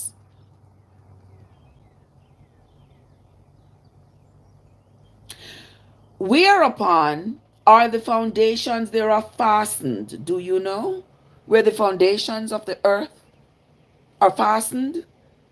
Or who laid the cornerstone of the earth? Do you know that? When the morning stars sang together and all the sons of God shouted for joy? Do you know anything about that? And see, I gotta ask him then question, you know. Or who shut up the sea with doors when it brake forth as if it had issued out of the womb? That means, you know, who made the sea stop where it stop? Even when, no matter how violent it is, no matter how violent the waves are, do you know who make it stop where it stop? Okay. When I made the cloud the garment thereof, and thick darkness a swaddling band for it, and break up for it my decreed place, and set bars and doors, and said, Hitherto shalt thou come, but no further. And here shall thy proud waves be stayed. Some strong question there, so they gotta ask him, you know. So they say, gotta ask him, you know. Where you know about? You don't know about nothing else, so. You know how the earth set up, you know the corners of the earth, you know how this thing you build. Watch out, you know, no charge again. I could have what this. Let me see what charge this phone have. Right.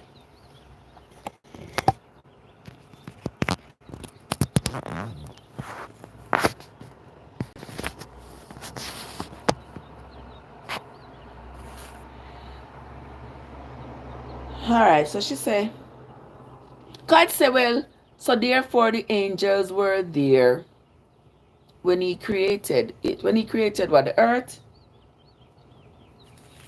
Where's about verse 7? God said me to go back to verse 7. What verse 7 say? Me didn't read verse 7 yet this man. What part of verse 7? I tell me something if you read verse 7, God.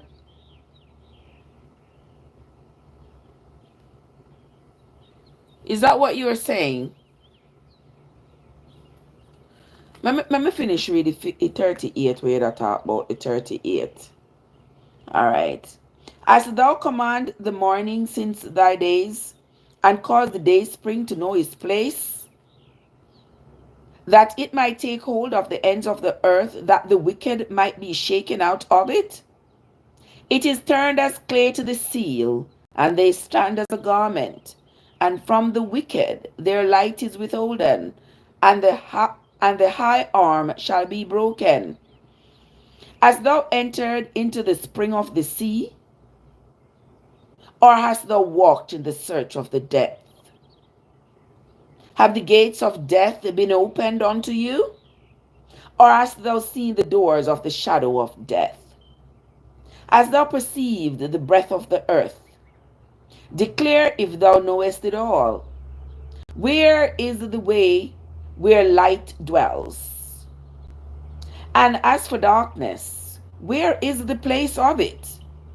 That thou shouldest take it to the bound thereof, and that thou shouldest know the path to the house thereof. Knowest thou it? Do you know it? Because thou hast been born. Do you know it because thou hast been born, or because the number of thy days is great? You know it because you're born, or you know it because you are old, you have lived long enough? Which is it? Hast thou entered into the treasures of the snow, or hast thou seen the treasures of the hail, which I have reserved against the time of trouble against the day of battle and war?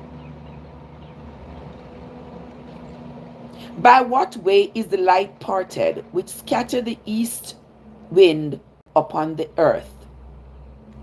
Who hath divided a watercourse for the overflowing of waters, or a way for the lightning of thunder, to cause it to rain on the earth where no man is, on the wilderness where there is no man, to satisfy the desolate and waste ground, and to cause the bud of the tender herb to spring forth? Yeah, some serious question. You don't know any of these things. You don't know none of these things come about. Has the rain a father? Or who hath begotten the drops of dew? Out of whose womb came the ice, and the hoary frost of heaven? Who hath gendered it? Who hath gendered it? Oh, so a long time there have been a gender battle. Oh, there's been a gender battle a long time. He say, who hath gendered? Let me read that again. Out of whose womb came the ice, and the hoary frost of heaven? Who hath gendered it? The waters are hidden as with a stone, and the face of the deep is frozen. Canst thou bind the sweet influences of Pleiades? Pleiades, as I pronounce God. Pleiades, Pleiades. I don't know. Pleiades. I want to pronounce that. Pleiades, Pleiades, Pleiades, something. Canst thou bind the sweet influences of Pleiades, Pleiades, or loose the bands of Orion, or Orion, the stars? Remember that? Okay. The band of Orions? Okay. So there's an influence of Pleiades, and there is the bands of Orion that me know about. Me never know about the Pleiades. I read it before in the Bible, but me still don't know about. But anyway, canst thou bring forth Nazareth in his season? Or canst thou guide Arcturus with his sons? Knowest thou the ordinances of heaven? Canst thou set the dominion thereof in the earth? Canst thou lift up thy voice to the clouds, that abundance of waters may cover it? Canst thou send lightnings, that they may go and say unto thee, Here we are? Who hath put wisdom in the inward parts? Or who hath given understanding to the heart? Who can number the clouds in wisdom? Or who can stay the bottles of heaven? And I say bottles because of what it says. Bottles. Yes, God, me realize. I may have it written right here, so enough from when me did read a long time. He said the stars and the constellations. Yeah, I have it written. You can also me I read, me take note, me still do little jottings in the Bible. Who can number the clouds in wisdom, or who can stay the bottles of heaven? When the dust grows into harness, and the clods cleave fast together. Me name document that. I want name clods, card. CLODS. It not say clouds, it say clods. When the dots grow it into hardness, and the clods cleave fast together. Wilt thou hunt the prey for the lion, or fill the appetite of the young lion? When they couch in their dens, and abide in the covert to lie in wait, who provides for the raven his food? When his young ones cry unto God, they wander for lack of meat. That was chapter 7. That was chapter 38, my lovely people. That was chapter 38 that I just read there for you. And it's basically God, yeah, the Bible says basically God answering to Job. Now, because I hadn't read what 36, 37, and the others said, I'm not sure what Job was asking God, why God answered him in this fashion. But he answered him to say, listen, I'm going to say, trust me. Listen, you have to trust me with all of this because you don't know what you don't know that you don't know. Okay? I got this. You know the earth farm? You know the pillars that hold up the earth? You have anything to do with that? You know how the clouds form? Do you have anything to do with that? Do you know the stones of the earth? You know anything about that? God said because him did ask God why him did make him born to come face all of this destruction.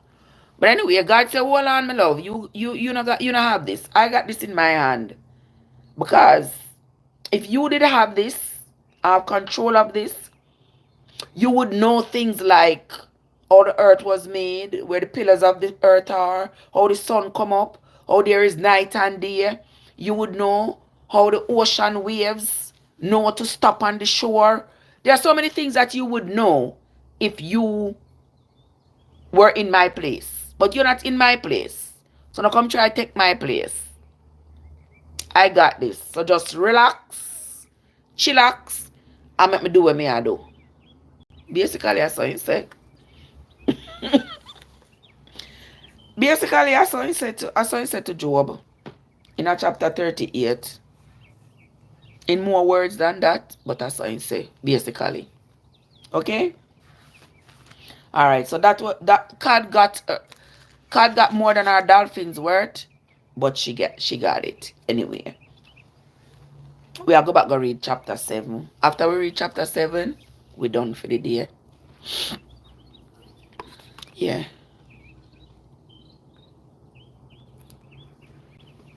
I forgot if you charge your phone them last night, you know.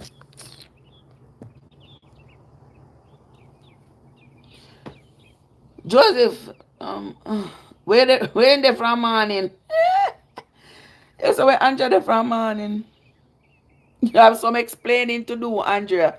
And if you tell Joseph, where did they from morning? Or you just a show up? Joseph, time change. Andrea clock not get the memo yet. Time change. Alright, let us move forward. Chapter 7. Mr. Westmoreland, bless up yourself. Alright, we're going to read chapter 7, and this is the last verse. The last chapter, we're going to read for today. Is there not, chapter 7 say, is there not an appointed time? Is not there an appointed time for man upon earth? Are not his days also like the days of an hireling? As a servant earnestly desires the shadow, and as an hireling looks for the reward of his work, so am I made to possess months of vanity, and wearisome nights are appointed to me. When I lie down, I say, when shall I rise? And the night be gone? And I am full of tossings to and fro unto the dawning of the day. My flesh is clothed with worms and clods of dust. My skin is okay. There is the clod. The clod. Oh, make it chop pass. Oh, the clod of dust is the dirt. A wad of dirt. That's what he's talking about. The clod. CLOD. Yes, God, he controls all natural phenomena. He controls everything because we don't have control over none of that. But anyway, he says, when I lie down, I say, when shall I arise? And the night be gone? And I am full of tossings to and fro unto the dawning of the day. My flesh is clothed with worms and clods of dust. My skin is broken and has become loathsome. He ate his skin, he ate himself. My days are swifter than a weaver's shuttle, and are spent without hope. Oh, remember that my life is wind. My eye shall no more see good. The eye of him that hath seen me shall see me no more. Thine eyes are upon me, and I am not. As the cloud is consumed and vanishes away, so he that goes down to the grave shall come up no more. So he that goes down to the grave shall come up no more. He shall return no more to his house, neither shall his place know him any more. Therefore, I will not refrain my mouth. I will speak in the anguish of my spirit. I will complain in the bitterness of my soul. Am I a sea or a whale? You hear that? Him say, give Trevor a whale. Joseph, yeah, we having a whale of a time, and it's more than just a dolphin to be imparting all of this, sharing all of this reading here. But anyway, on a getaway, let us continue. He says, am I a whale? Wait, what me did there? Let me continue. Therefore, I will not refrain my mouth. I will speak in the anguish of my spirit. I will complain in the bitterness of my soul. Am I a sea or a whale that thou settest a watch over me? When I say, my bed shall comfort me, my couch shall ease my complaint, then thou scarest me with dreams and terrifies me through visions. Mm-hmm. That's interesting. When me say me I go sleep, me I go get comfortable, me I go climb in my bed and go sleep. You come in my dream, come terrify me. Show me things in my dream that scare the daylights out of me. And terrifies me through visions. So that my soul chooses strangling and death rather than my life. That means when Job asleep, Job is tormented. He's tormented. The things he sees in his visions, in his sleep. Eh? Oh, sorry. Sorry. Oh. Let not thine heart be troubled. You know some of us attack. I just attack because me can. Me not serious. I just attack because me can. But we know there's some rich people out there. Yeah, some rich people out there. Not you, Andrea? Mm. Let us continue. So that my soul chooses strangling and death rather than my life. I hate it. That's what Job said. Job said, I hate it. I will not live always. Leave me alone, for my days are vanity. What is man, that thou shouldest magnify him, and that thou shouldest set thine heart upon him, and that thou shouldest visit him every morning, and try him every moment? How long wilt thou not depart from me, nor let me alone till I swallow down my spittle? I have sinned. What shall I do unto thee, O thou preserver of men? Why hast thou set me as a mark against thee, so that I am a burden to myself?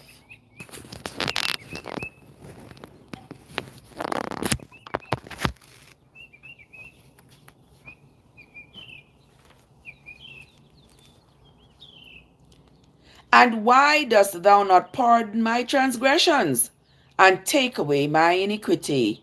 For now shall I sleep in the dust, and thou shalt seek me in the morning, and I shall not be. Okay? There you have it. There you have it. God and Job have a conversation there. God I tell Job, say, hold on there, man. Hold on there. Me have this. Job I tell God, say, me not understand how me can afflict me, so you know. What me do you? Just forgive me of my transgressions and leave me, let me be. Yeah, just forgive me of the transgressions. You say you love me. Me your faithful servant, but look for me. I'm reduced to nothing. Me full of sore. Me sit down with us on the dirt, pay dirt to clog up on my body. You take everything what I have, that all of my earthly possession, and then when I go to sleep at night, you come torment me in my dreams, scare me with visions. I'd rather die than live. But you still not let me loose to die. Just leave me. Let me go rest in the dust with my poor parents, where I will come forth no more. I just move on to somebody else. Yeah, just let me be. That is the saying of a very desperate man. Yeah, he's tired of suffering. He is tired of the pain. He is tired. Being burdened to oneself, now he's mad. Exactly. He is upset because he is a burden to himself. He feel like, I am not worthy of being here. Like, look at me. Watch out, my phone them I lose charge. You don't want to see me, I switch the charger. I switch the charger back and forth because the two of them, they are 5% and the screens are going dark, telling me that they are about. Me don't know, me never did charge them last night. My bad. My bad. But anyway, yeah. So, at 9 o'clock, me Jesus. Yeah, me have a million things to go do. But yes, guys, so that is what happened. That is part of what happened between God and Job. All right. We'll come back tomorrow morning. The two phone them are gonna die. So we'll come back tomorrow morning where we are going to continue the conversation. We are going to continue the reading. Oh, my friend, they should about the place there. So I'm glad I was able to get back into the Bible reading despite the fact we started at Job. I'm glad I was able to get back into it. We will continue to do this like we always do, and continue to peruse the Bible and see how much of it and how well it relates to us, to our lives. Remember, when you come over here, there is absolutely no religion that's being endorsed over here. We do not endorse religion or denomination. We simply just read the Bible for what it's worth. Okay, read what's in it and try to comprehend what we are reading. All right, so beautiful people, that's gonna be it from me for today. That's gonna be it from me for right now. Until next time, this is your girl Trev from Trevessence, right, Sophia? Where your journey matters. Have yourselves a beautiful day, my friends, and I will see you all later. See there, the phone is shoops. Yeah.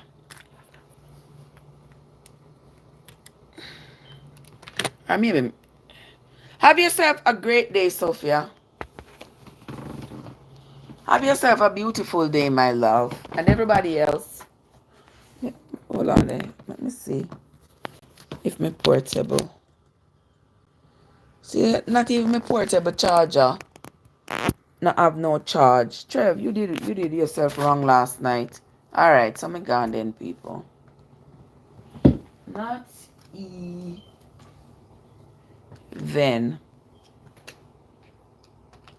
my portable charger. Alright, I'm gone. Later, beautiful people. Can you imagine that? I never charged the phone. That's a shame, man.